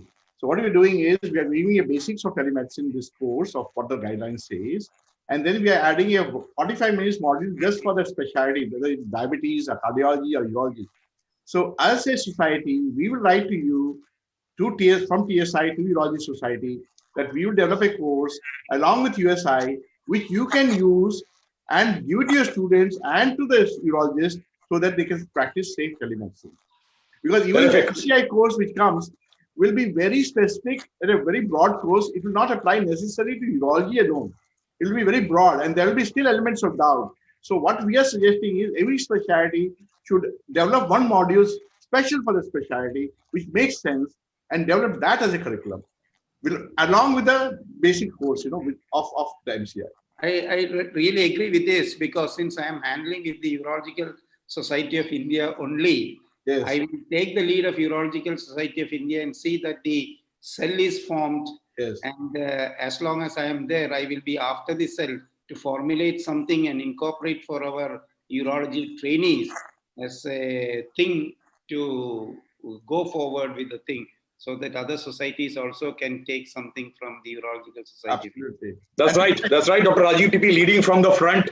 Urology, dial U for urology, back in the alphabetical order, but you brought to the front foot. Thank you so much on that. Dr. NP Gupta, thank you for those wonderful comments for Bajpayee Saab and for Professor Shroff. Dr. Manor, thank you for those wonderful comments for Dr. Ketan and Dr. Rajiv TP, sir. And rightly, Joseph, sir, from Cochin, you stole the very point which I spoke, which means that you all have the same kind of wavelength as urologists. Bajpayee, you will be enjoying that. The amount of comments coming in for you and for colleagues in urology is just enormous. I just got a call from ladies in the country saying that Friday lunch is being served at 9:30, so you can keep these boys engaged till the lunch is till the dinner is ready. So I think start enjoying for a while. The weekend dinner, the ladies will prepare a little later. So to me, there is an important question, Dr. Joseph. Thank you, sir. Rajiv TP sir has promised MCI's curriculum will be better. It will be more add-on and more practical for people to join in. And there is Dr. Ajit Saxena coming up with a wonderful question. He says, andrological practice is rather tricky. Any do's and don'ts? Ketan, you want to add a sentence before I go to Dr. Shroff on andrological practice? He very rightly said, you can't share pictures. If I have a doubt and I have to call Dr. Rupin Shah, I can't share a picture. That's what Dr. Shroff told me. So Ketan, tell me about it in short. Can you andrological practice? Okay. Andrology practice. See, yeah. There are certain andrology questions like erectile dysfunction. You can hear them out. You can diagnose what exactly is going on with a good history, and but even during the lockdown, I have got a patients of paranoid disease which have sent their photographs of their problem and sending that this much is the problem, and now what I have to do. Then I advise them that, see, this is the problem, these are the options, and ultimately there may be a surgery. So that thing, but surgery right now, it was a lockdown time. So I told him that is an elective surgery. So you are having an option of not going for the surgery right now when the corona numbers are very high. So all those type of consultation can be done on online also. Yes, got it. So Ajit sir, thank you so much for asking the question. You're enthusing, A for Ajit and A for andrology. So it's good to look at those kind of, enthusing questions, which we can do. I had a patient from Kolkata who transmitted a video created on his andrological situation of a very strong Peyronie's curve. I did transmit it to Dr. Rupin and take his advice, and we did a surgery for him in the lockdown. Dr. Amol, thank you for those wonderful comments. This is the first day in the week that I have actually come out of the theater before midnight, and I'm enjoying this kind of a luminaries where I'm soaked and immersed in a wonderful kind of discussion going on. Friends, you continue to ask your question because I've been given a go ahead to continue for a short while. I must go into something very, very important right now, friends, that you practice telemedicine. Bajpayee Saab, I come to you on two important aspects. Number one is data keeping and record keeping. Bajpayee Saab, data keeping and record keeping in this era of data and AI is getting difficult. You get those cases around where somebody may not have kept 3 years of data. So the guidelines say you keep 3 years of data, and how to keep the data, or is data to be kept in all the cases, number one. Number two, a sensitive information, what we heard from our colleagues, I took cue from that. Sensitive information to be kept to yourself, to be taken it in such a way that you can keep it to yourself, you can share, you can take a second opinion or a senior's opinion on that, how tough it is on a teleconsult. Bajpayee Saab, on these two important things, data and sensitive information. Number one, I would want to correct you, Dr. Sanjay. Nowhere does the guideline say that 3 years period has been prescribed. In fact, the guidelines, if I was to point out one small shortcoming in these guidelines, it would be that they ought to have prescribed the period. Very confusing, because they say whatever period is prescribed in other laws, you follow it. Now, other law means as far as keeping data is concerned, or medical records to be precise, not data. It's different. Medical records and data are two different things. Medical records of the patient, if you have to keep, then a doctor in India currently is bound to keep data, or rather medical records only of IPD patients. Okay. You are not bound to keep any record of an OPD patient. Wonderful. And most of your teleconsultations and your teleprescriptions would be OPD. So going by that analogy, you are not bound to keep it. But again, let us not add to confusion. The maximum period that is prescribed to keep IPD record happens to be 3 years. And that is why we keep on suggesting you keep it for 3 years. It's safer. But the regulator must come up with a clear definition, description at the earliest. It's very confusing. If a doctor has not kept any records, I'll be able to defend him in a court of as good as that. Sensitive data, it is there in the data protection bill. We don't know when it will become the law of the land.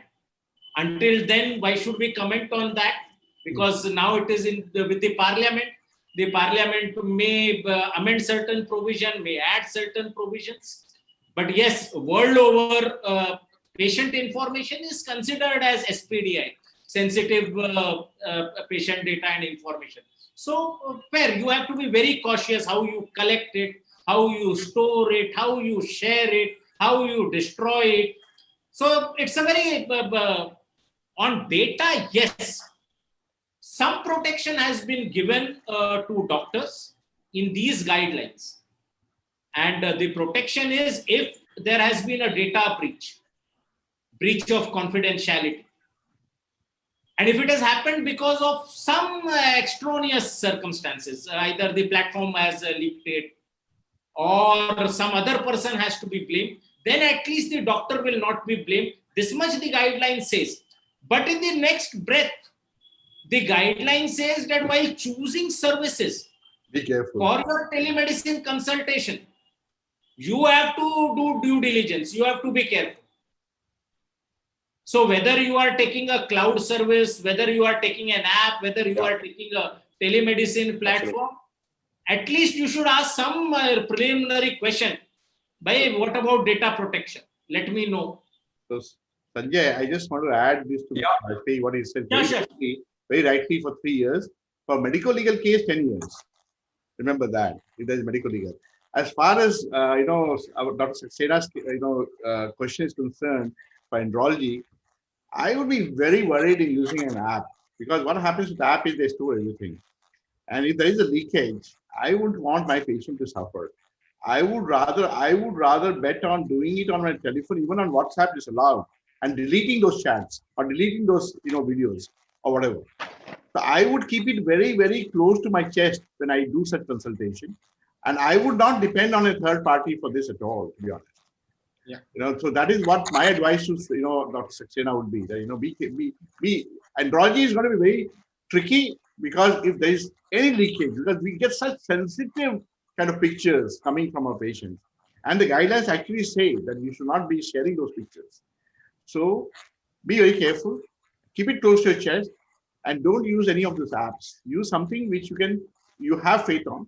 Only then you go forward, is my suggestion to this. Professor Shroff, andrology is sensitive also because many times the husband may not be able to keen to share the data with the wife. Absolutely. And the wife may access and ask for the data of the husband. And these are legalities which Bajpayee Saab does face. And just to add one more thing regarding keeping the data logs. You're only expected to keep data logs of your, if you have a WhatsApp consultation, you should download and keep it in your log. E-prescription should be kept. Otherwise, video should be only kept as a record, as a log that you did a video consultation. You don't have to record the video. The guidelines say that. So even with audio, you need to only take a log that you have had a discussion with the patient, and in your patient notes, right? You had a discussion with the patient on teleconsultation, and this is what you advise. So keep a log, but don't necessarily, you have to keep a recording of that. Neither video nor voice chat. Only keep a log of that. If you've seen a patient on teleconsultation, put it in your register. You saw this patient on teleconsultation. Again, that's a log. That's what we must remember. But prescriptions, yes. Prescriptions, yes. I would suggest keep all your WhatsApp chat as a backup on your desktop. Got it. Bhagwati Sahab, there was a question why I asked you. The previous question was like this. Dr. Krishnan from Madurai asked a wonderful question. I was holding it and I was trying to reincarnate into a question. It was, teleconsultation can be applied post-surgery follow-ups, or is there any instructions as per clinical condition? The reason is, a patient who underwent an open surgery and the wound is not healing well. He needs to go home now. It's getting into cost and timelines and work. So he needs to go home. From Madurai, he needs to go to Nagarcoil and needs to be on a teleconsult as a follow-up, because like Ketan did say, somebody in Jodhpur, somebody in Nagarcoil as a colleague urologist would continue seeing him as an extension. Now the issue is, he goes home on a surgery recovery. He's recovering from a surgery and is not recovered completely well. He needs dressings and all that. Do we need to keep data of such kind of consult where the extension of the treatment is still on by our colleagues in urology in a different city altogether? It happens many a times. They travel to metro, go back to two-tier cities where our colleagues and we are brothers in arms into many subjects around. So what is the data keeping required for such kind of thing, which could be a legality if the wound does not heal in future and my colleague is helping him out in Nagarcoil? Bhagwati Sahab. See, there is one doctor who happens to be in charge of the patient at any given point in time. Yeah. Who would be that doctor? It will depend upon case to case, situation to situation. No hard and fast rule, A would be there, B would be there. Number one, if such a patient was being discharged, I would have written on the discharge card, you please come every week, every 15 days, and please come for a follow-up with me. I'll see the wounds and fair enough. Now, when the patient asks for a telemedicine consult, I am 200 kilometers far off, I would have asked for an email and then said, fine, you have any doctors nearby, let me have consultation with them. Okay. Now that completely protected me. Please understand, something that was in the gray zone before the telemedicine practice guidelines. Now that has been clearly regulated. Now today, on behalf of a patient, another doctor can very well speak with you on telephone. In fact, video consultation, if you want to see the wound, you can ask that other doctor. He is a qualified doctor. The patient has said, I can't come. I don't have money. I am too far off. You have genuine reasons. Patient cannot even dream of suing you. You are well protected. Got it. Bhagwati Sahab, there's a very important question. It did not come to my mind, but now it has come from Dr. Kishore in Ludhiana. Please take this question. I've not responded for a WhatsApp message. Just to add something, Dr. Shroff. Yeah, go ahead. One thing to this, Sanjay. Yeah. Let's say there's an emergency. You have done a surgery. There's wound dehiscence. Wound gives way completely. Yeah. So this is an emergency, okay? Where you want the patient to be seen by a doctor or a hospital. So when a patient calls you, and he's your patient, because you're a primary doctor, wherever he may be in Nagarcoil or wherever. In that situation, it becomes an emergency consultation. And the guidelines tell you that all you can tell the patient is what you can do in that situation. In wound dehiscence, you can't tell the patient to do much except go to the nearest hospital or go to the nearest doctor. And that you need to record, as Mr. Vajpayee said, documentation. That needs to be recorded that a patient consulted you. This was an emergency situation. It could not be tackled on telemedicine. And I told the patient to go to the nearest hospital as soon as possible. That's what it is, should be. Got it completely. Bhagwati Sahab, Dr. Kishore from Ludhiana asked a question, could be hypothetical, could be live and true. I've not responded for the WhatsApp message. If it comes under the medical negligence, if the patient got into an emergency because I did not respond or I could not respond, like my WhatsApp is never on alert. I see in the morning at 8 o'clock and then at 11:30 at night. So if I'm not responded to a WhatsApp consult, number one, or a message, am I liable under medical negligence? And does negligence have a different connotation now under telemedicine laws? No, absolutely no. You are free to decide your timings. Completely fine. Available for telemedicine from 8 to 9. Yes, when you were discharging that patient, did you write in your discharge card that if there is an emergency, you please give a call to hospital at so and so number? If it was that critical a surgery, if the chances of a complication of an emergency were very high, that could be negligence, not picking up call, not attending a patient in a flight. You are a doctor and a call comes. See, please understand the difference between ethics and law. I am talking about law. Ethically, yes, every doctor may have his own ethical code. Any time of the day, any patient comes, I am ready. Another doctor will say, no, when I'm sleeping, no, I'm not ready. The third one may say, when I'm on vacation, I am not ready. Your ethical code, your ethics.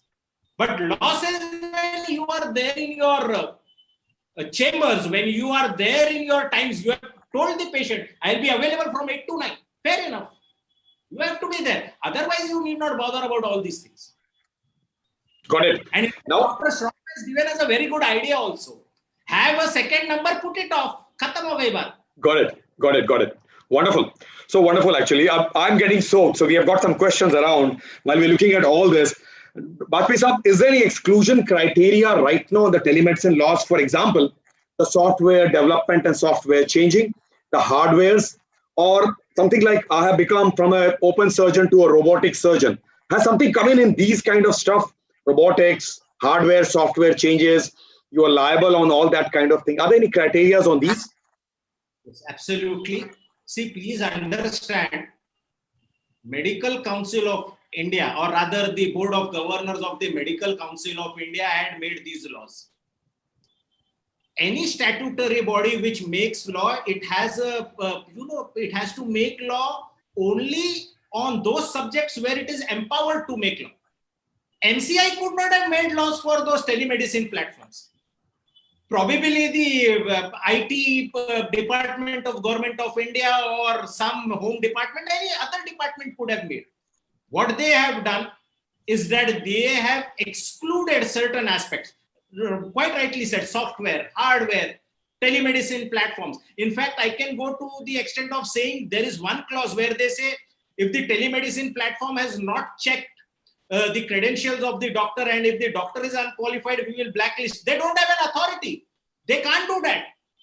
If tomorrow that telemedicine platform goes in the court of law, the court is going to blast them. Hey, how could you make law for telemedicine practice, for a telemedicine platform? You don't have the jurisdiction.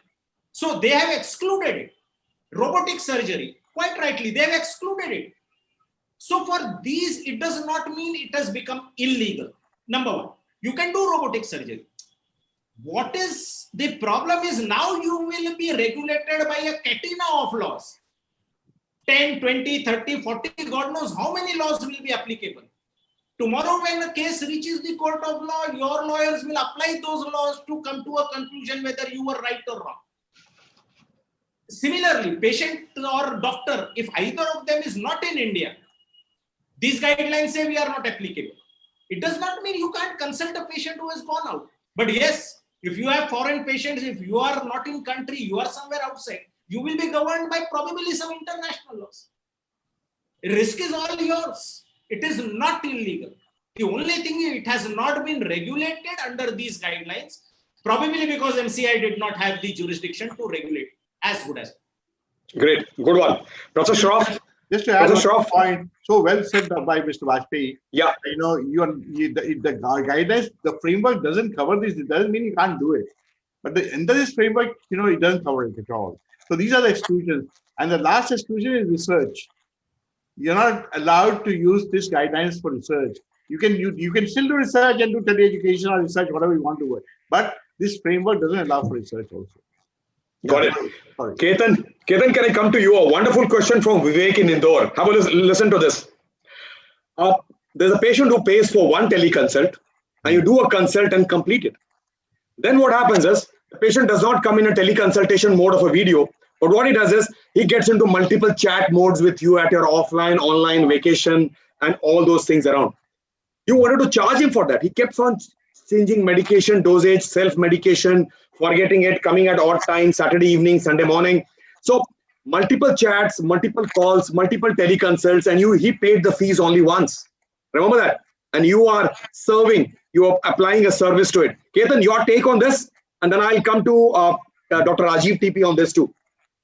So it happens. Means it used to happen even before the corona area also, that so many patients, once they have consulted you, they will consult you for small thing. Usually I don't charge for it, but there are patients when after 20 days or 6 weeks, if they are coming back for the consultation, in between they have asked me their small things, I don't charge. But when they come back, they do pay for the follow-up consultation charges. It is very individual thing. There are no rules for it.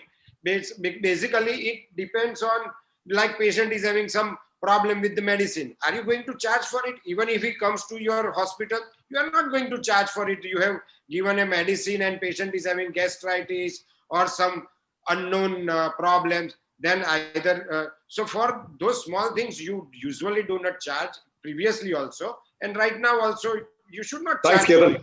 Ketan, thanks. It was very crisp and thanks for that. Rajiv TP, sir, I'm taking a cue from this, which is a wonderful cue.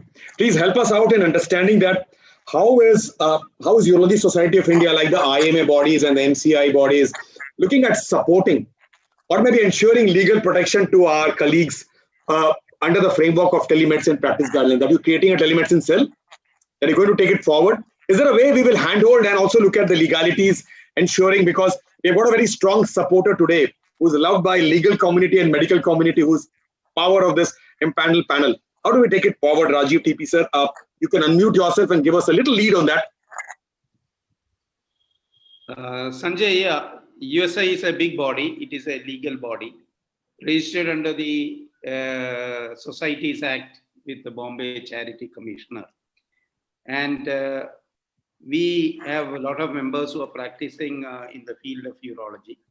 As I have highlighted earlier, we would like to form a telemedicine cell. And since this teleconsultation will be there in the days to come, and there will be many legal angle attached to it. So with the help of this telemedicine cell, we will be formulating certain rules and things in order to protect our members in case some legal problems occur. As far as Mr. Bajpai has said, in telemedicine, there is very little chance of a legal entanglement.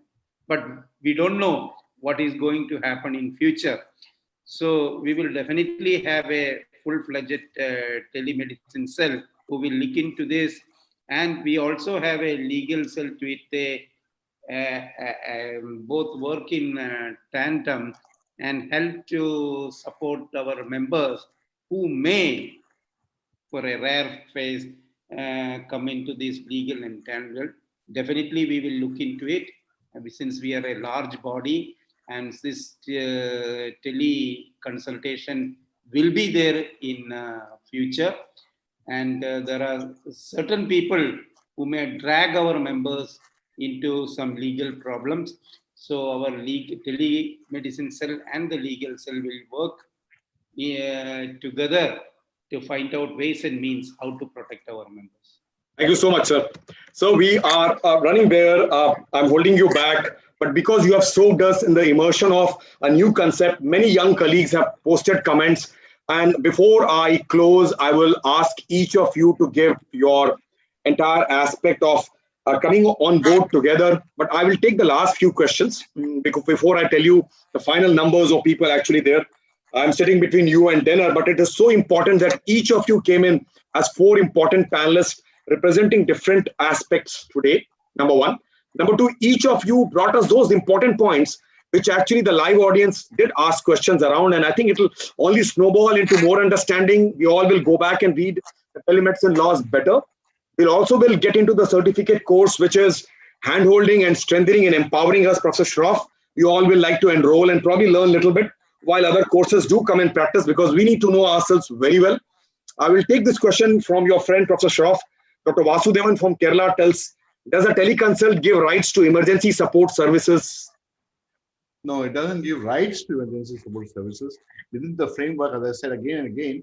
The only danger is that when you get a patient, do assess the patient and make sure that this patient will benefit with telemedicine consultation.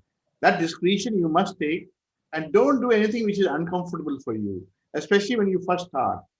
That's the only danger we have in urology, that don't start taking emergency consultations as telemedicine consultations, because you're not going to get protected by that. So as such, in one line, if you need to answer the question of Dr. Vasudevan, emergency services are not protected by telemedicine. I don't know what he means by word protected, but they are not covered in the telemedicine guidelines. It has a clause which says in emergency situation, you can give advice. Like somebody is bleeding, they say apply a 2DK and go to the nearest hospital.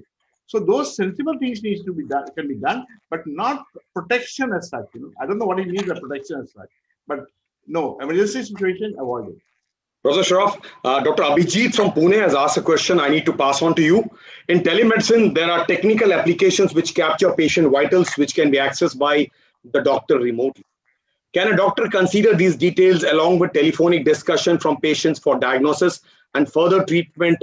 So in other words, there could be apps which could capture and there could be telephone. There are two modes merging together as a kind of an offline shoot from the practices our friends do. Abhijit, your question from Pune. So what I do is in our specialty, we don't have any of those things. Like, in respiratory care, you have spirometers. So you have a spirometer by which you can blow in, and the spirometer reading will go to your doctor.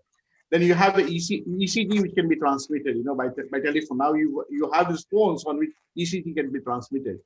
Unfortunately, in our specialty, we don't have any of these kind of things available.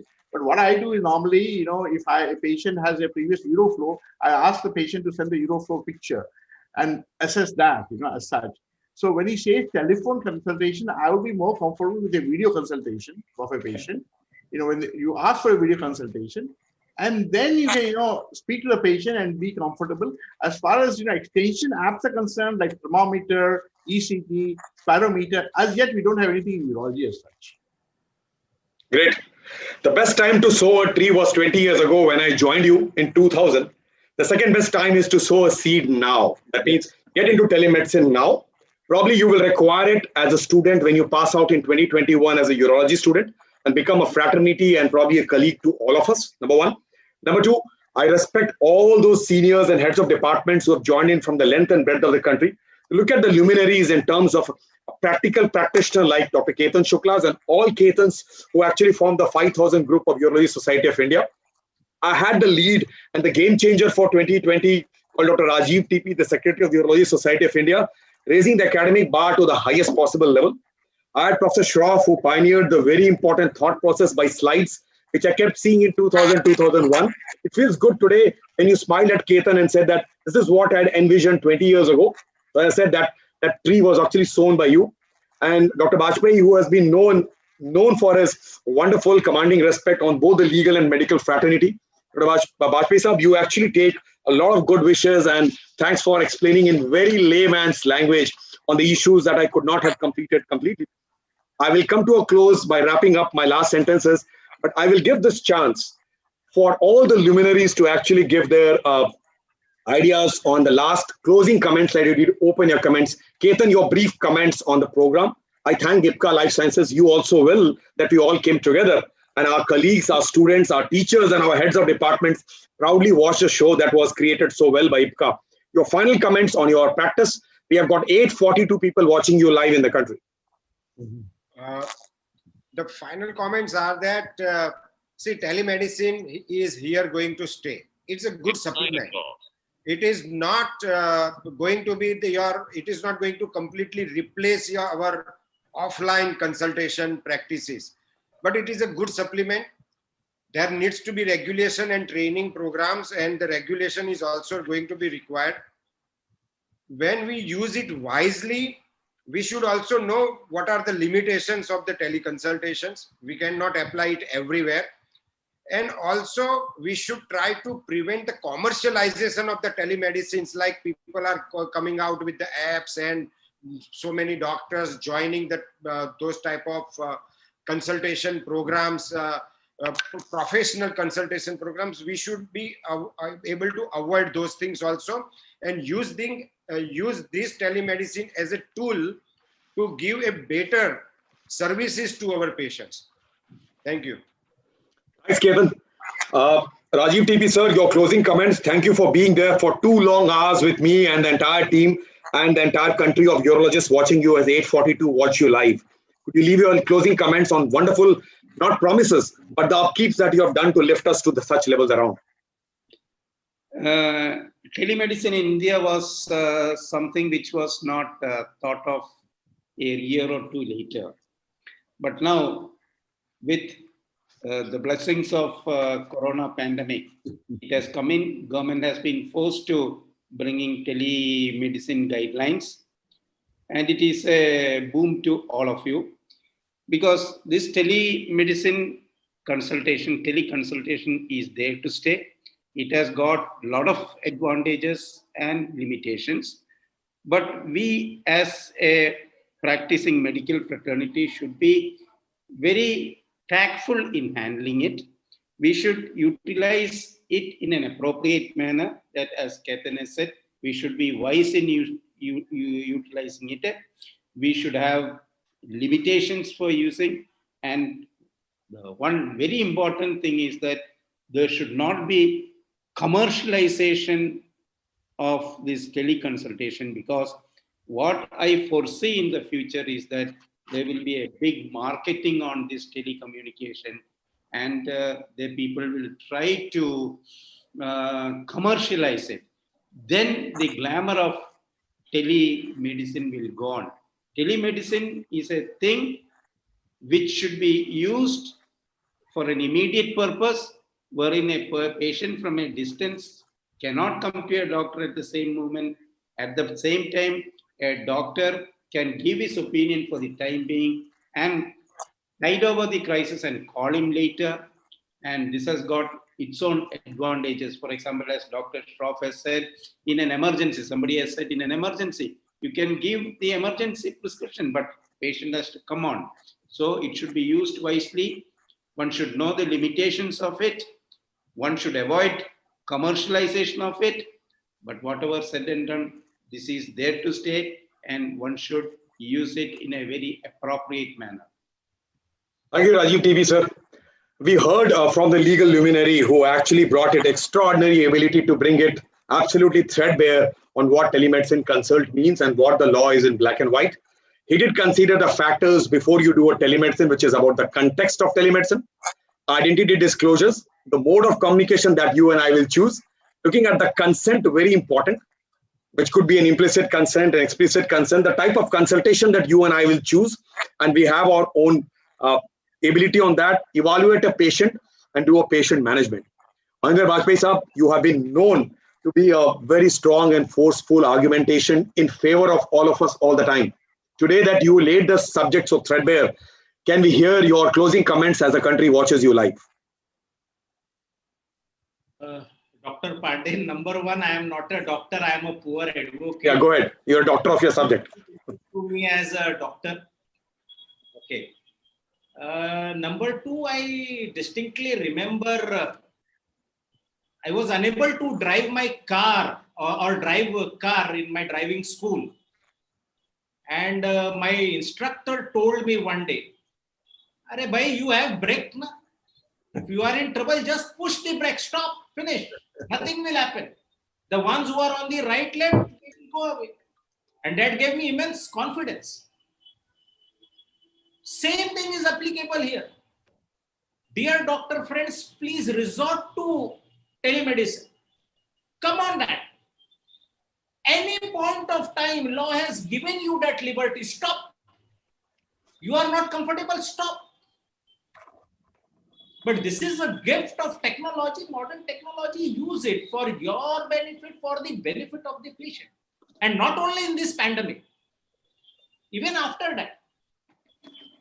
And one more thing, I would want to thank Dr. Shroff from this platform for the wonderful all that he is doing in organ transplant, organ donation, issue very close to my heart. Thank you, Dr. Sanjay. Thank you from the Doctor of Law. Thank you, Bajpai Saab. It was great to have you here. You were a guest, and I think we all reveled in understanding the subject. Interestingly, threadbare for practical use. You enthuse a lot of young urologists who will tomorrow be our fraternity colleagues. While that wonderful trophy, which was gifted last week from the Kaun Banega Crorepati, to actually take the subject to the society, which is what you opened up, Dr. Shroff, in the last 2 decades that I have known the work. You also did initiate today the flow of the whole subject as to how you do it.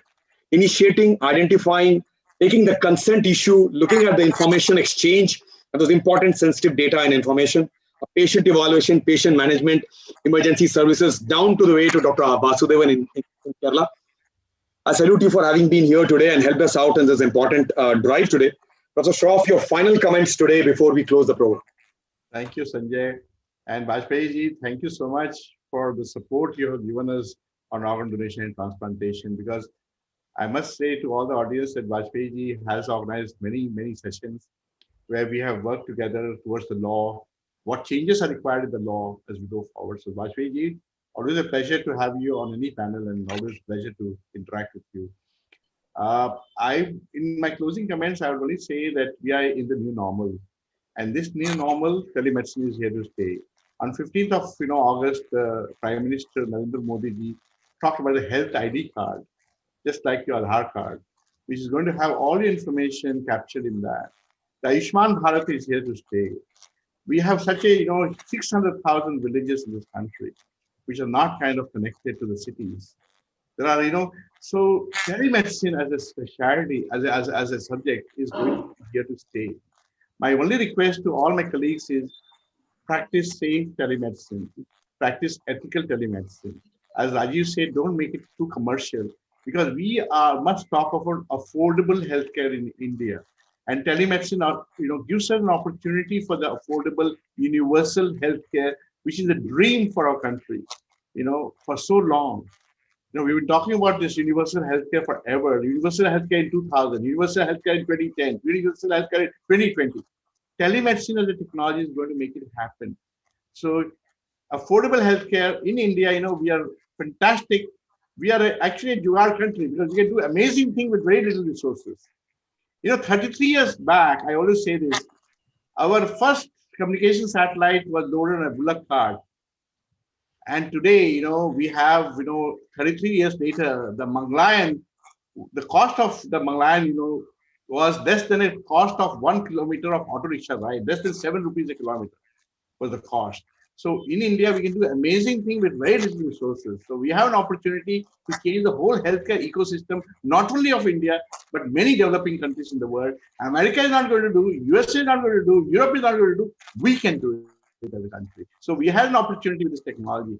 And in the end, I would say to all my young urologist colleagues, and of course, my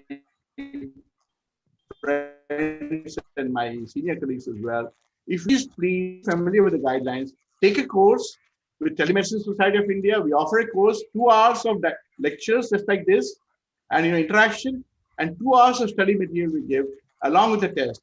Once you do that, you will be very safe in practicing telemedicine in the country. So thank you very much, and good night to everybody. So before we close, let me speak my final words from the heart. Professor Shroff, yours was always a futuristic view, which actually put us back on the saddle. As futuristic as my childhood days when I used to see Feroz Khan movies, which was always futuristic and ahead of times, like the Dharmatmas and Janbaz and Qurbanis. I'm actually enjoying this completely, and I have been soaked in the glory of so many people sending such good messages about the kind of work that you have done and the kind of hand-holding today Advocate Mahinder Bajpai has done to thrash the subject open. While we go back and read the telemedicine laws and we get into this 2 hours course, understand and polish us better.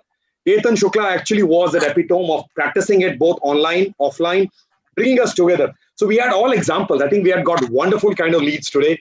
9:15 is the time where ladies have said the dinner is being served on table. I would actually take a break, thanking IPCA Life Sciences and taking those wonderful kind of comments you have put in forward.